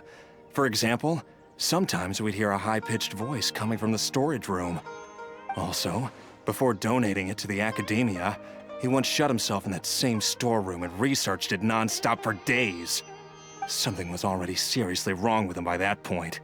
Nothing he did shocked me. What do you mean, something wrong with him? I only have a vague memory of it, since I was very young at the time. But I have the impression that he went out into the desert for research and didn't return for many years. When he finally did return, he was a changed person. He would mumble incomprehensibly and write essays day and night. I asked if I could see what he'd written, but he chased me out of the room. Later, he went out somewhere and took his written essays with him. When he got back, he signed his contract with the Academia. Part of me wonders whether he'd already stopped being my father by that point. Perhaps the man we called Sachin was a demon from the desert who was wearing his skin. Okay, you can stop now. You're creeping Paimon out. You can believe me or not. Doesn't matter to me. I told you all I know. But if you do see Sachin, tell him this for me. Whatever it is that he's researching out there, he'll always be garbage in my eyes. You finished? In that case, come with us. Well, we finally caught the guy behind all this. Thanks for providing us with the critical information. Do you still have any lingering concerns? Yeah! Al-Haytham's notes do mention that item. Scribe Al-Haytham looked into this matter. Understood.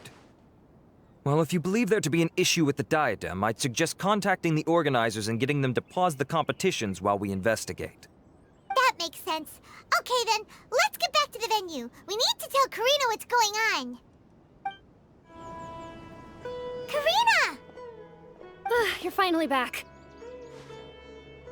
Where have you been? I looked everywhere for you. The third round's already started.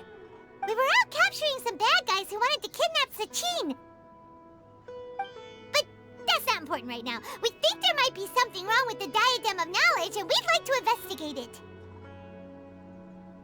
The diadem? That seems unlikely. The Diadem of Knowledge has been used in every extravaganza over the last 2 decades, always without incident. Why has this come up now? This is pretty serious. Let me think. Okay, here's the situation. The diadem is currently in Mount Ima Forest. We moved it there before the third round began. In the third round, contestants have to go into Mount Ima Forest, find the diadem, bring it back, and place it on the stand. The first person to do this gets 4 points. Considering how close the scores are between our contestants, whoever wins this round is very likely to be the winner of the whole competition.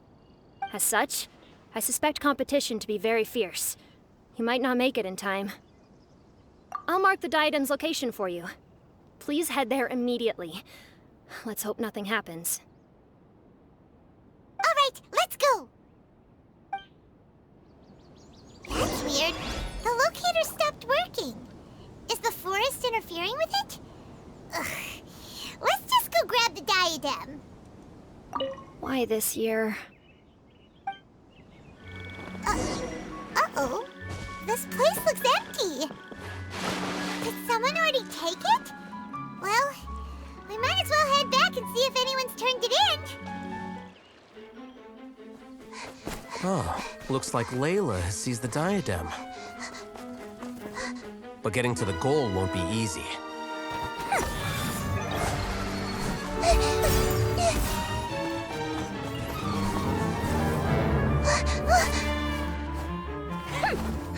That guy enters the fray.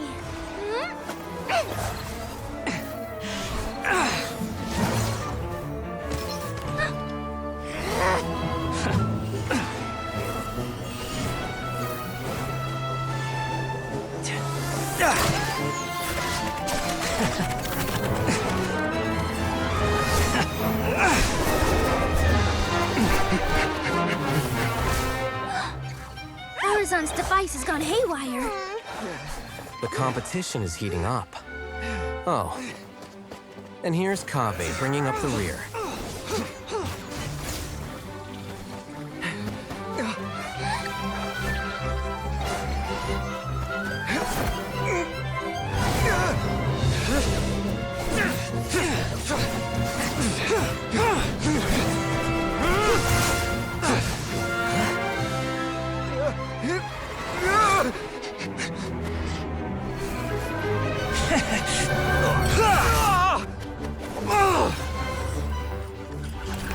It's Kaveh's toolbox!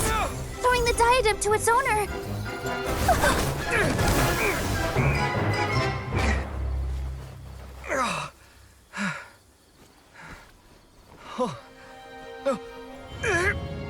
Yes, that's right. Put the diadem in place, and you shall gain all you desire. Who are you?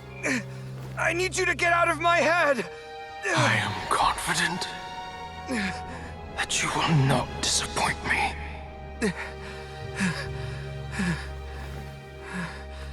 What just happened to me?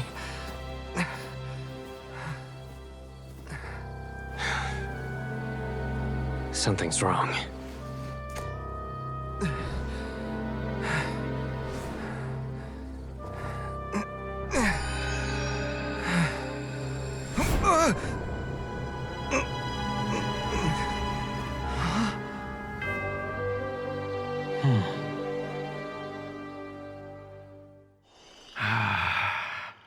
At long last, someone to inherit my estate, and with it, my research. Come, Kaveh. Come to me, my child. How do you know my name? Who are you? I am Sachin. Well, to be precise, I am but a fragment of Sachin's mind. Fate is a curious thing. Seeing you reminds me of another I once met. But you are made of sterner stuff than he, more cognizant of the trials and tribulations of this world. It is you who are worthy to inherit all that I once owned. We meet for the first time, children. But what I mean to say now is of utmost importance. So please, pay attention and bear witness. You have all performed outstandingly in this Interdarshan Championship. The Academia has many rare talents among its ranks, and you are the creme of the creme. But if I were to choose a successor, I would choose you, Kaveh. Not only because you were victorious, but also due to our similarities in character.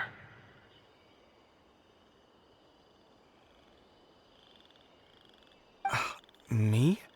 Similar to you? Why, yes. Both of us have the misfortune to be idealists, and that is the source of our misery. 28 years ago, I came to the desert and lived there for 8 full years. What do you think I saw there? Alas, endless strife and slaughter.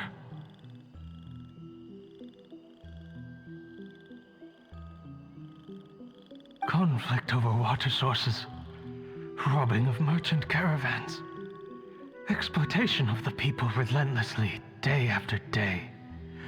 Beyond the wall of Samiel lay a completely different world from the one I knew.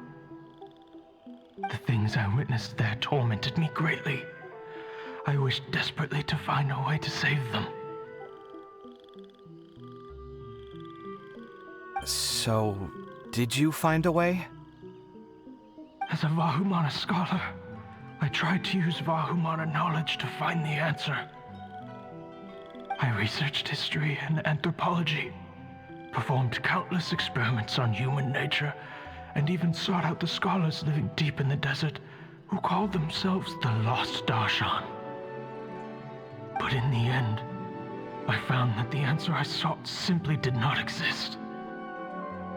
It was not possible to simply assign blame for these transgressions to any one party, for the sins are carved into humanity's very nature. Our nature begets conflict, and conflict begets destruction. This is the inexorable truth. The aim of my research was to draw lessons from history. But what I discovered was that history offers no such guidance. Things can only ever go from bad to worse. After this realization, I could no longer see the meaning in anything that I had ever learned. Consumed by an overwhelming sense of emptiness, I could no longer bear to face life. And so, I decided to bring my life to an end. But before I went through with it, a strange twist of fate led me to come into the possession of this diadem, which has the ability to preserve part of one's consciousness. Into it, I placed my experiences before requesting that the Academia manage my estate. As I thought, the contract you signed with the Academia was in essence your will. But if you'd given up hope on this world, why did you feel the need to do this? I mentioned that I had performed a great many experiments concerning human nature. You may regard this as the very last experiment of them all. The Academia has no shortage of genius talents, nurturing the brightest minds of every generation. And so, with a handsome reward to draw out the worthiest of individuals, my hope was that one day, I would find one who could untangle the mystery of human nature once and for all, and help to move the world onto a better path. I see. So you desired a successor who was not only a genius, but who also understood the suffering of ordinary people. Such a person would have a clearer understanding of humanity, society, and the world. Huh? But did you ever consider that wealth numbs the human heart to the pain in the world? Even an idealist may be incapable of following through on your wishes after inheriting your wealth. You are highly intelligent, yet you are not the sort of person who would understand my line of thinking. To me, this is also part of the experiment, part of my investigation into human nature.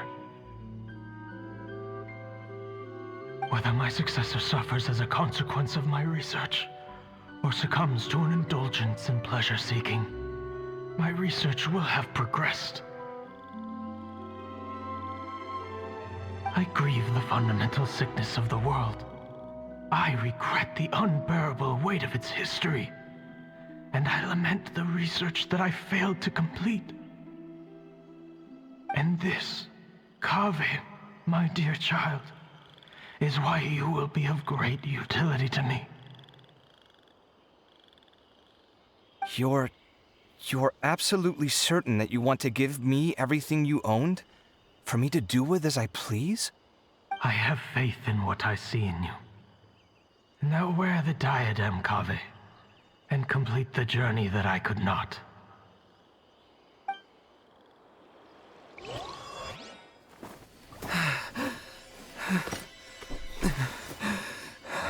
Will the verdict I reached cause you suffering? Or will this newfound wealth numb your heart? I look forward to your answer. All of my research materials are being stored at Arc. Huh? I've heard enough! My life's enough of a mess already.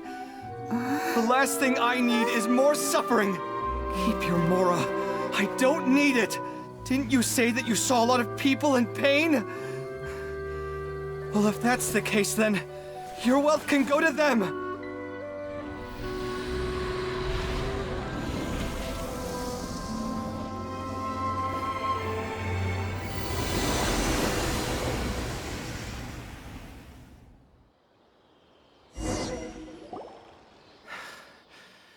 I guess that'll be the end of that. Kaveh. Are you all right? Any physical discomfort? I'm fine. Thanks, Tighnari. Don't worry about me. Don't push yourself too hard. Kaveh.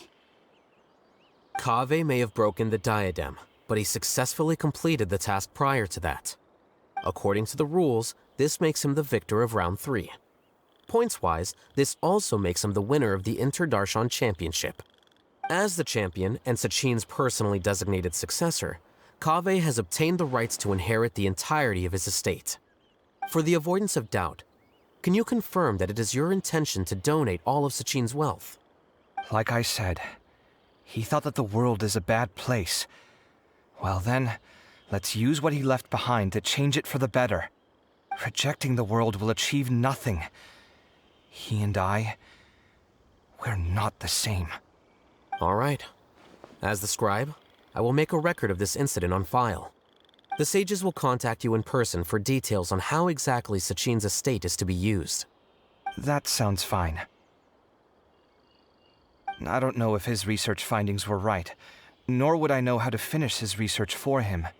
But what I do know is that by ending this here, no contestants will have to suffer. We won't be the last. There will be more championships to come, and countless future scholars will follow in our footsteps. Sachin's words can only cause pain, but not anymore. No one else has to hear them now. We're all scholars here.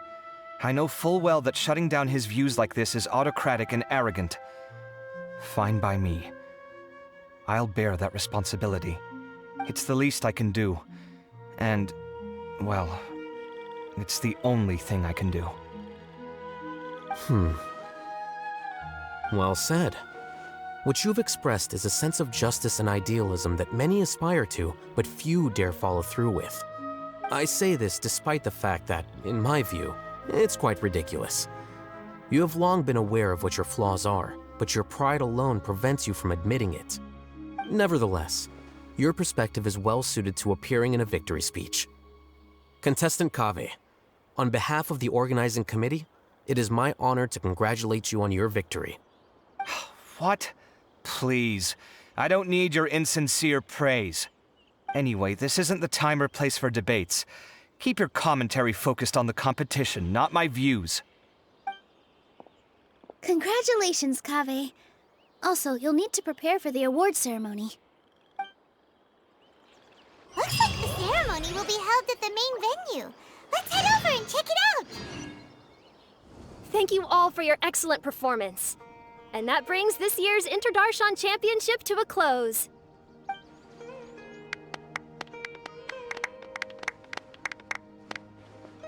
Finally, it gives me great pleasure to invite our champion, Kaveh, to the stage to receive his award. Typically at this point, we would crown our champion with the diadem as well as presenting them with their award. However, we have just received word that Kaveh has inherited Sachin's estate and made the decision to donate it all to charitable causes. Sachin's estate is getting donated? So much, Mora. And he gave it all up? Kaveh's generosity will give many struggling families the chance to change their lives for the better. Of course, without the diadem and prize money to present, this makes the award ceremony a little more concise than expected. Would you like to say a few words, Kaveh? I'm sure many of our audience, like myself, are curious to learn why you decided to give all this wealth away. I'm not entirely sure what I should say under these circumstances. I'm glad to have won, even though I'd say luck played a big part in that. As for why I want to give the Mora away, I don't support Sachin's views, and I don't want to take his Mora. With a lot of things in life, people need to experience them for themselves. It shouldn't be up to one person to make a judgment on. Not him, and not me either. Anyway, this isn't really the time and place for such weighty and complicated topics. So, I guess that's all. I'll leave it there. Thanks very much. Oh, Kaveh, just one moment. While this is a short and sweet award ceremony, we do still have a prize to present you with. Please take this limited edition Genius Invocation TCG card. Additionally, your champion status will be logged in your record. This means that the Sages will give priority consideration to any future project proposals you submit. All right, I'll take the card. But as for project proposals, forget it. In that case, I declare the award ceremony over. Let's give our champion Kaveh one last big round of applause.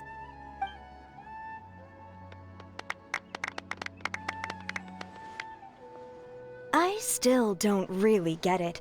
The sum of Mora would have been enough for me to live in luxury for my entire life. That just means you're not strange enough to understand the way that geniuses think. Come on, we've still got the whole Wisdom Gala to explore.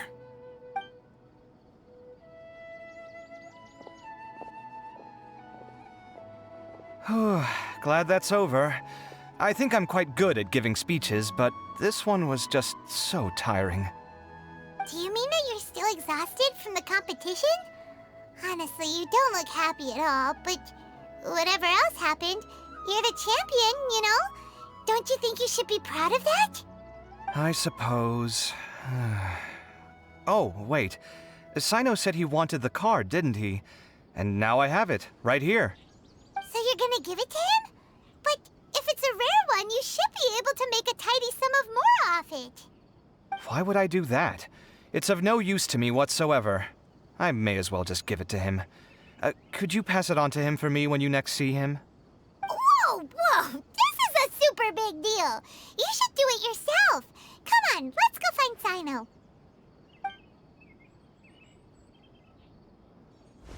Huh?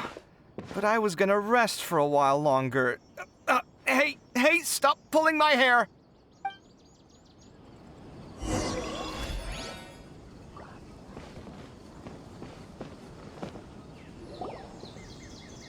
What you looking at, Cyno? I'm still thinking about the Sachin issue.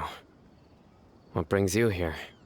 Well, they gave me this limited edition Genius Invocation card, and I figured you'd have more use for it than I. But it's a limited edition. Are you sure you want to give it to me? What else would I do with it? I have no use for it.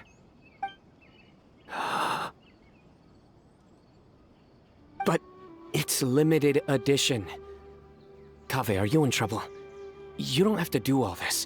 Just tell me what's wrong and I will help. Oh, that's not what I meant at all. Yes, I have all sorts of problems, but that has absolutely nothing to do with this card. I'll figure my own issues out by myself. All right. In that case, I accept your generosity. But now that I realize that you have no concept of its value, I cannot simply take it from you. How about this? I shall buy it from you at a fair price. Namely, the price that the previous limited edition card sold for. Oh, come on. It's just one card. How much could it really be worth? 1 million more at the very least. Huh? How much? 1 million more? If you feel that's too low, I can go a little higher. 1 million mora for a card? But you already have a whole bunch of these, shiny ones, don't you? I saw your deck last time we played. Not every card is this valuable, and some cards are exquisitely designed, but not rare. Huh. Well, I guess they must pay you plenty to be General Mahamatra if you're splashing out on things like this. But really, it's fine. I'd feel bad taking mora from a friend. Don't feel bad. I save a lot. I can spare the mora for this card. You don't spend all your savings on your hobbies, do you? You should watch that, you know. You definitely don't want to end up borrowing money in a moment of impulsivity. Living with debt is miserable. Sounds like you're speaking from personal experience. I guess you've been through a lot? I don't want to talk about it. In that case, maybe you're the one who should be listening to your advice. In any case, I, Cyno, will take this precious card, and it shall join the deck of destiny. Kaveh, come with me in a few moments to collect the mora. Thanks to you, I have achieved my goal for participating in this tournament. All right, if you insist. Far be it from me to refuse your courtesy any further. Well, at least I'll be able to keep on top of my bills this month. Maybe I'll even have some left over. In fact, let me treat you all to a meal later.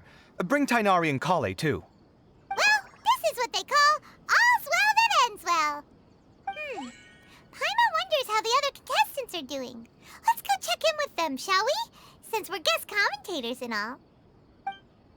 I'm telling you, you can't go wrong taking advice from me on what to wear. Back in the day, my fashion style was considered cutting edge by everyone in the academia. Really? Well, then, sure, Madam Faruzan. Maybe you could pick out a few fashionable outfits for us. Faruzan! Nilu! Even Dia and Candace are here! What are you all up to? Candace and I bumped into these two while we were strolling through the streets. Madam Faruzan here's pretty friendly. When she heard that we were buying clothes, she decided to give us some help. I don't really see anything I'm familiar with. Never mind. We can purchase some textiles and make the clothes ourselves. Let's go with the plain fabric as our base. And embroider red and pink flowers on. Oh, and some green leaves. Oh, wait a sec. You sure that's the latest style? That sounds a lot like what the older folks back home would wear. Don't worry. This style is a timeless classic. No thanks. This is actually sounding pretty weird. Wait. Madame Faruzan's right. That style is a classic, and used to be mainstream fashion. But these days, there's some other options too. If you don't mind, how about I pick some clothes out for everyone? It's not often that we get to meet up, especially since Candace rarely makes it to Sumeru City. Also, I know a few places where I can get a great bargain. Sure. I'm happy to leave it to you. I'll come with you to have a look. One always has to keep on top of what the youth of today are into. Madame Faruzan? Come quick! She's over here! Who are you? We're new in the academia. We saw all the amazing things you did during the competition. Do you have any classes we could sign up for? Of course I do. And you're both very welcome to join. That's great! We can't wait. What's your area of research? Precision mechanics? I'm from Haravatat. Huh? But you seem like an expert in machines. Wait, sorry. I remember now. You were representing the Haravatat Darshan in the championship. Oh, their classes are so boring, though. I'm sorry, ma'am. Let me know if you run any other classes in the future. I'll be there. I knew it. What about you? Aren't you going to leave with your friend? I think you're amazing, Madame Faruzan, and I'd like to learn from you for a while, if possible. I can take the class you're teaching as an option, even though cross-Darshan lessons might be a little tough to arrange. But I look forward to learning from you. I see. You're a good egg, child. Don't worry. Study under me, and I promise you, you will get the best teaching available. Thank you so much, ma'am. Well, I won't disturb you any further. See you in class. I don't quite understand what happened there, but congratulations, I think. Traveler, Paimon, would you two like to come and pick out some clothes? Sorry, we can't. We've got a meal with Kaveh later, and we have to check in with all the other contestants before then. Oh, by the way, have any of you seen Hat Guy or Layla? I don't know where Hat Guy went. We just saw Layla not too long ago, though. But she was hanging out with some other Ratahoa students, so we didn't get a chance to speak with her. Are you gonna go and see what she's up to? Ratahoa students? They must be the ones who voted for her to enter the competition, right? Oh, she didn't end up winning, so Paimon wonders how they feel about that. Let's go take a peek.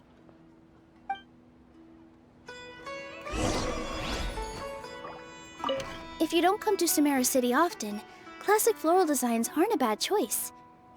Those don't really go out of style. And of course, since you're putting this on your body, you need to consider the type of fabric the clothes are made from. Some materials might look stunning, but they can be terribly uncomfortable to wear. Agreed. After all, is fashion not the constant phasing in and out of classics? In that sense, you could always consider the style I suggested too. Wait, sorry, ma'am, but I think it could be quite a while before the style you recommended comes back into fashion. I actually think the style recommended by Madame Faruzan is quite beautiful. Isn't it just? You have a discerning eye, my dear. I'm sorry, everyone. I could have done better in the third round. Oh, stop it! If you're going to beat yourself up after doing as well as you did, how bad does that make us look, huh? Heck, it's not like any of us had the guts to enter the championship. I didn't see the whole thing, but you were the only contestant who scored points in both the first 2 rounds, right? And I heard that you actually found the diadem first in round 3. You came so close to winning the competition. Aw, I just got lucky, I think. That can't be true. You had some really stiff competition out there. The renowned Tighnari from Amorta, even Cyno the General Mahamatra was there. You're amazing, all of you. Getting points off them is a huge achievement. The way I see it, people aren't exaggerating one bit with the nicknames they give you. You are a genuine genius. Aw, thanks a lot. But I really don't think I qualify as a genius. In the second round, for instance, I dozed off and somehow found myself beside the device when I came to. Ah, come on, don't be so hard on yourself. We've decided we're taking you out to celebrate, and that's final. Let's go. Cheer up, Layla. The rest of today's all about you. Looks like things are going well for Layla. This is great! We haven't seen Hat Guy since the end of the competition. Oh well, it's almost mealtime. We'd better go meet up with Kaveh and Cyno now.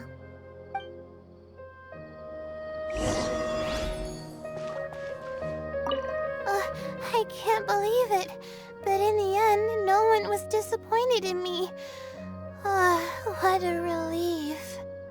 Finally, I can get some good sleep.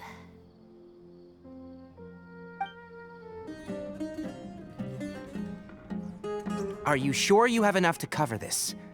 Don't blow it all at once. Don't worry, I budgeted very carefully, and this is well within my means. Anyway, I've lost count of how many times you've treated me. It's high time I return the favor. Oh, Traveler, Paimon, over here! Ooh, look at all this! Good food, here we come! I heard that you went to see the other contestants. How's everyone doing? Faruzan found herself a student, and Layla's classmates are bowled over by how well she did. We couldn't find Hat Guy, though. Who knows where he's gone?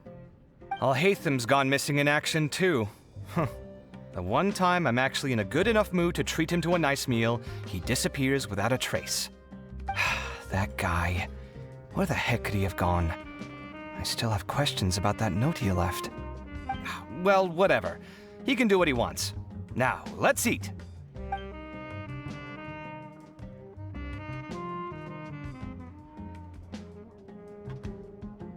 You shocked me a little when you hurled the diadem to the ground. On further reflection, of course, it made sense, but at the time I was expecting at least some amount of deliberation. Sachin's voice started talking to me inside my head from the moment I picked it up.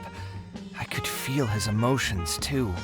It was a mix of despair and horror swirling around inside my mind. He bombarded me with his ideas relentlessly, like he was trying to brainwash me. It gave me a splitting headache that only got worse as he went on. Like I was saying at the time, his views are not necessarily completely without value. But if all his research does is lead to misfortune, then we're probably better off without it. If his forbidden research were to spread in a harmful form and cause people to suffer, the Matra would step in and ban it. I think you did the right thing. I suppose another way to approach it would have been to claim that you agreed to inherit his research, but give up the research as soon as you've inherited the wealth. But that wouldn't have been your style.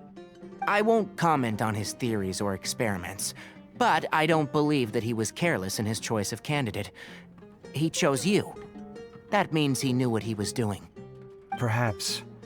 I just think that if you accept someone else's things, you should honor their wishes. That's a good thing. It means that you have integrity. Thank you, oh my god, thank you. See, you get me, Kaveh. It's a good thing Alhaitham isn't here right now. He'd be quick to explain why you're wrong. Seems like you always include him in the conversation, even when he isn't here. Yep, no dinner with Kaveh is complete without a few words about Alhaitham. I sense that Alhaitham has in fact been here with us all along. He's here? Where? Why didn't you tell me? He lives rent-free in each of our hearts.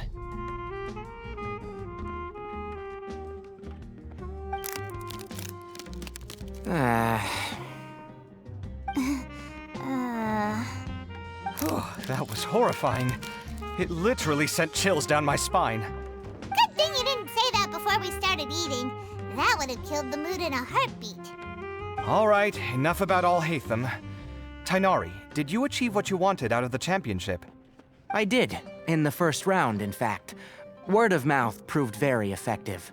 I spoke to a handful of people, they told their friends, and so on.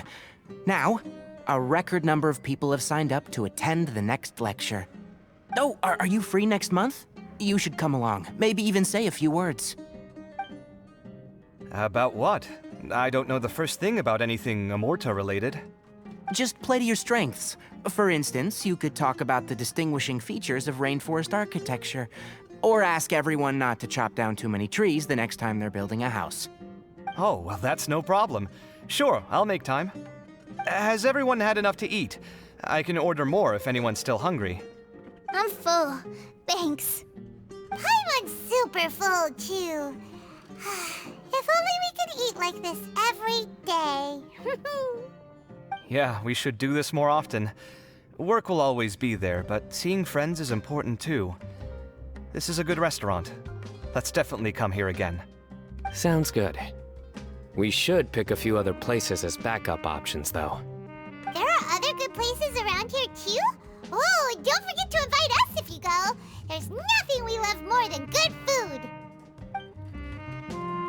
Kaveh, do you have plans after this? I was thinking of maybe going to the academia for some alone time. Nothing set in stone, though. Why do you ask? Since everyone is free, why don't we play a few matches of Genius Invocation TCG? Eager to show off your new limited edition card, are you? Not to show off. This is my way of thanking you for your help. Only my best friend will have the honor of seeing this card's debut play. All right, sure. I didn't bring my deck with me, though, so I'll need to borrow one. Actually, Master, I made a new one a few days back. Don't tell me you've been spending all your study hours playing cards. Come on, no need to be so stern. They do say that your innate interests are your best teacher, don't they? Well, it looks like this Interdarshan Championship's a wrap. All that stuff with Sachin and the diadem got sorted too.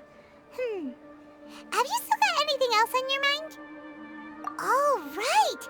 Yeah, Sachin said that he placed his research materials at somewhere beginning with but Kaveh smashed the diadem of knowledge before he could finish. It might be dangerous if someone finds his old research stash, right? Where do you think it could be? Holy smokes, you're right! He said he spent all that time researching in the desert, didn't he? So it's very possible that that's where he'd leave all his suits. All right then, let's head off to Ara Village and try our luck!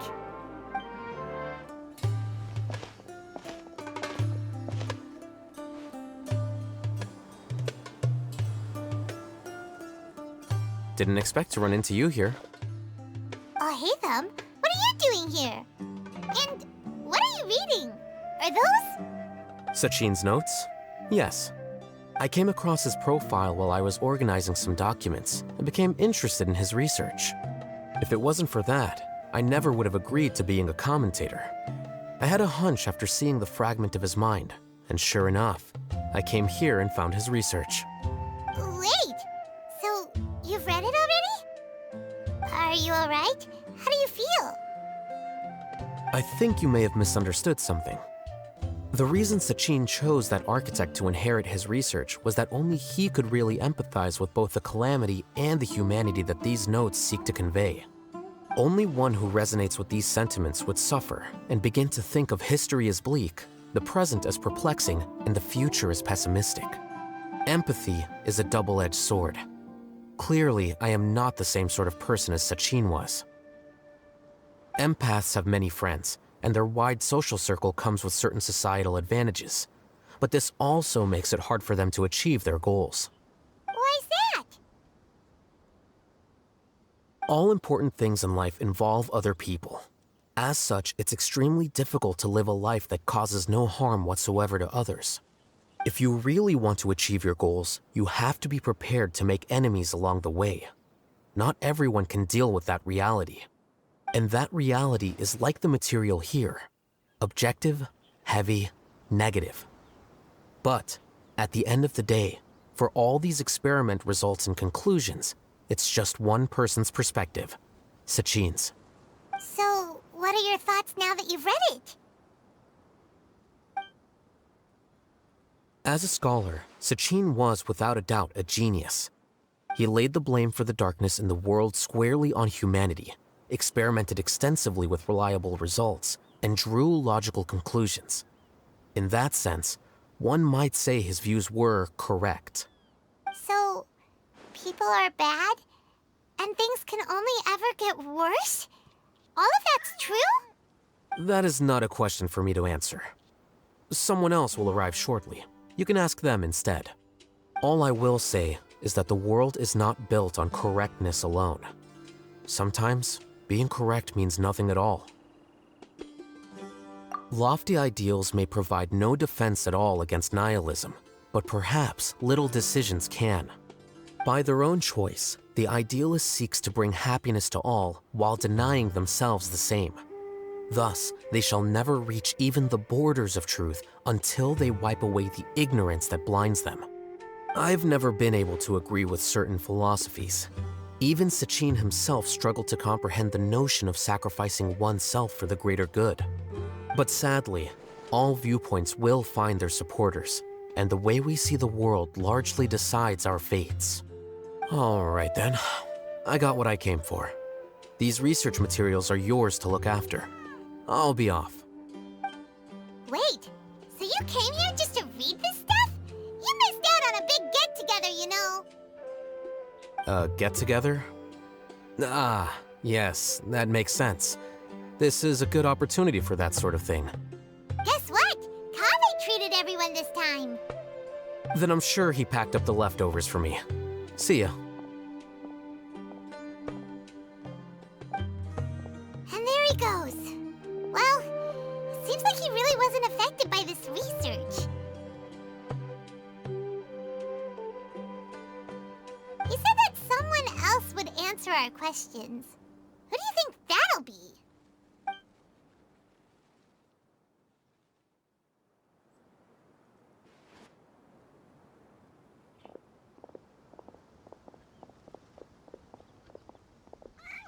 Traveler, Paimon, you're already here. Nahida! Oh, and that guy. Wait, so you asked him to take part in the championship?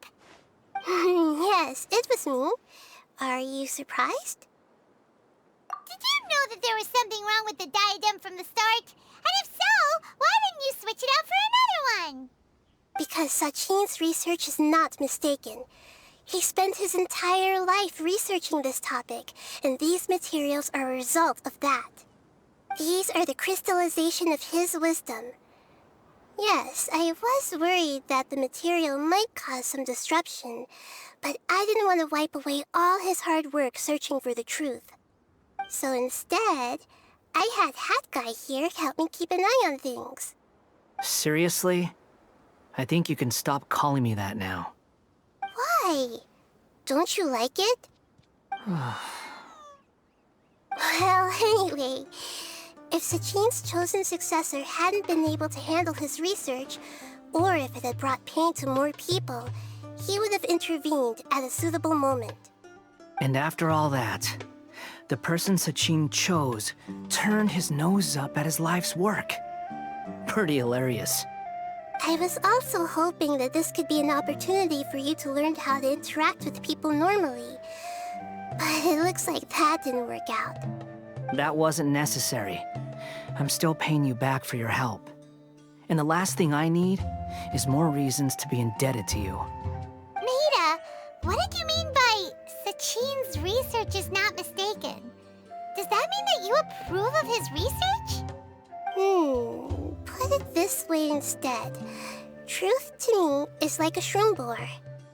Some people only see the mushroom on the shroom boar's back, and they conclude that a shroom boar is a mushroom.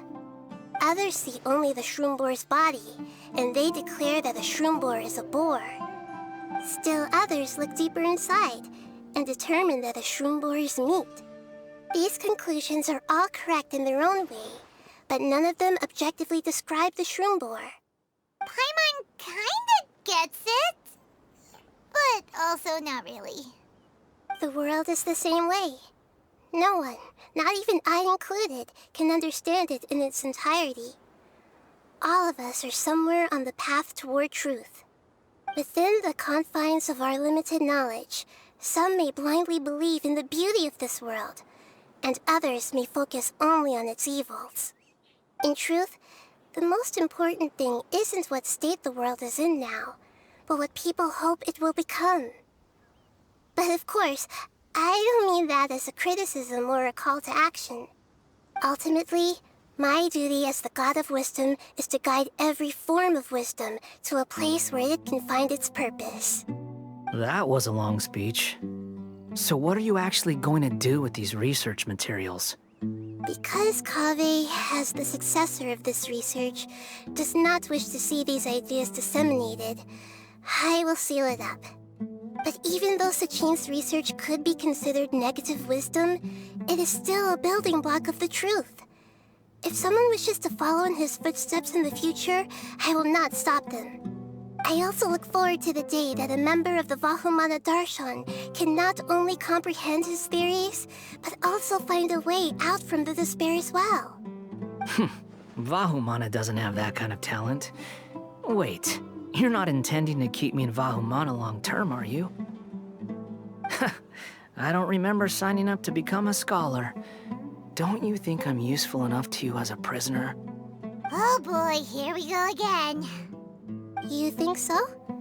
Well, to that, I would say that in Sumeru, even prisoners have a right to an education. I hope that your studies in Vahumana will help you deal with your own fate and learn how best to settle old debts from your past. I will review your final thesis myself. I'm expecting great things from you, Mr. Hat Guy.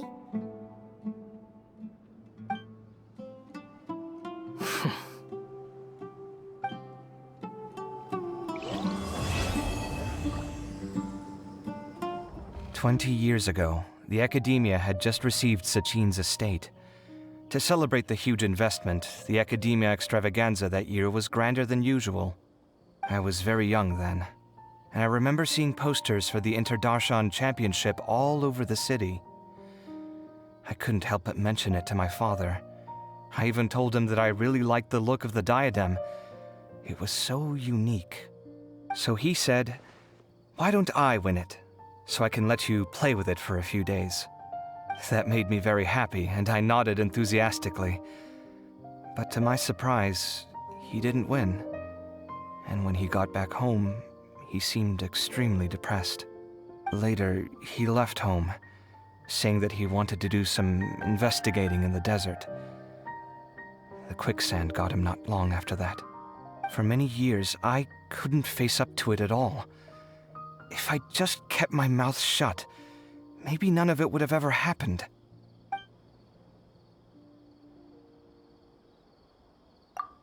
Sorry, my mind was still on the championship. Look at me, rambling away. You look really upset. Are you sure you're okay? I'm fine. What's past is past. We need to look towards the future.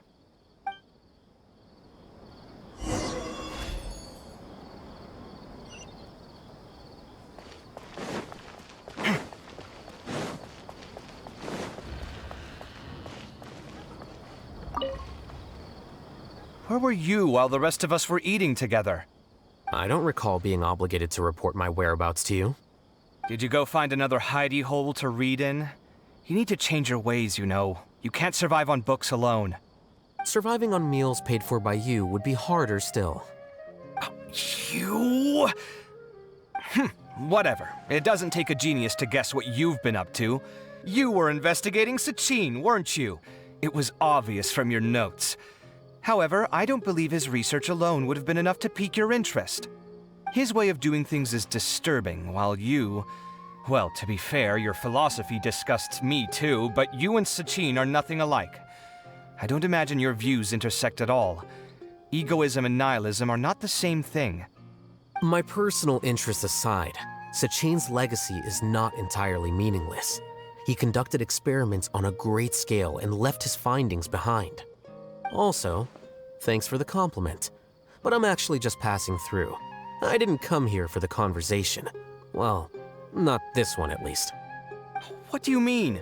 What topic of conversation could be more sacred among scholars than the exploration of differing philosophies?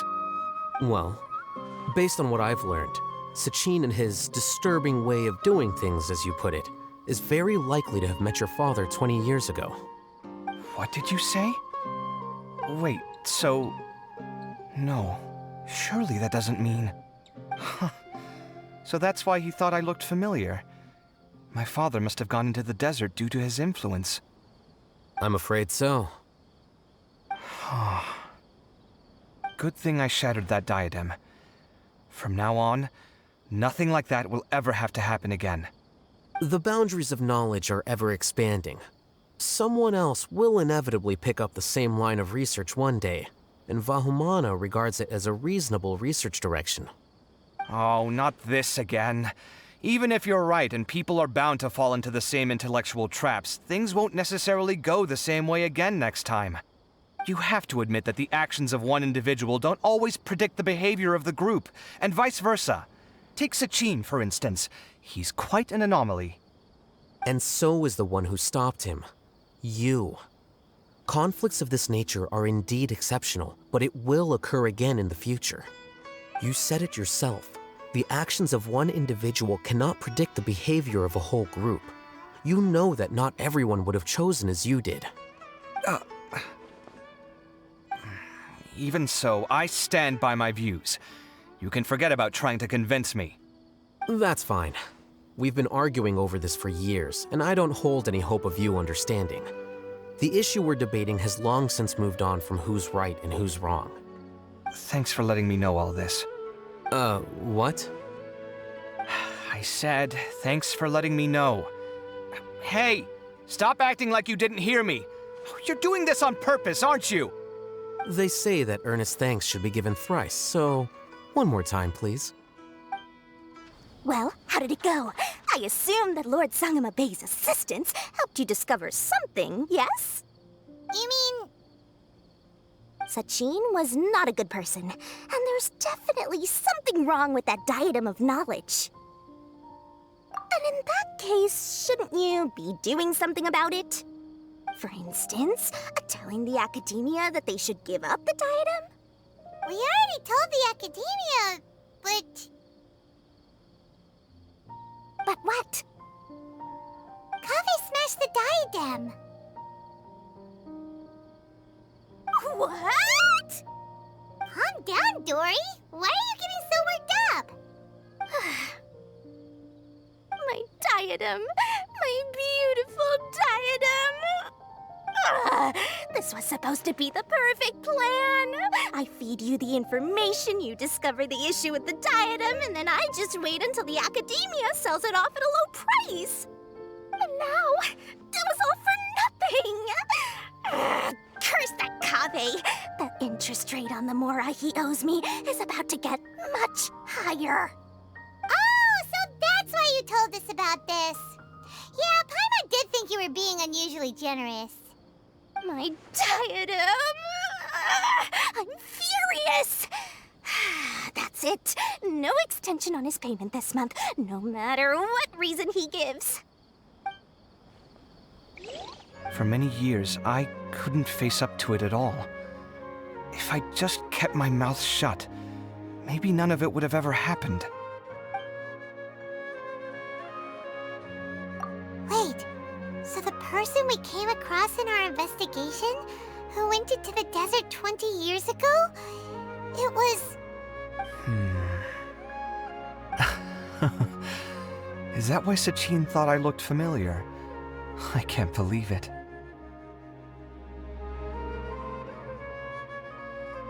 My father was always too kind for his own good. Sachin's research would have saddened him greatly. He must have gone into the desert when he heard about it to find those who were still suffering. It all makes sense now. I've tried telling myself so many times over the years that maybe his sudden depression wasn't because he didn't win the competition. Maybe something else was going on that I wasn't aware of. But in the end, it all started with me mentioning the competition to him. Oh, Kaveh. Don't worry. I destroyed the diadem. There will never be another tragedy like this again. Never again.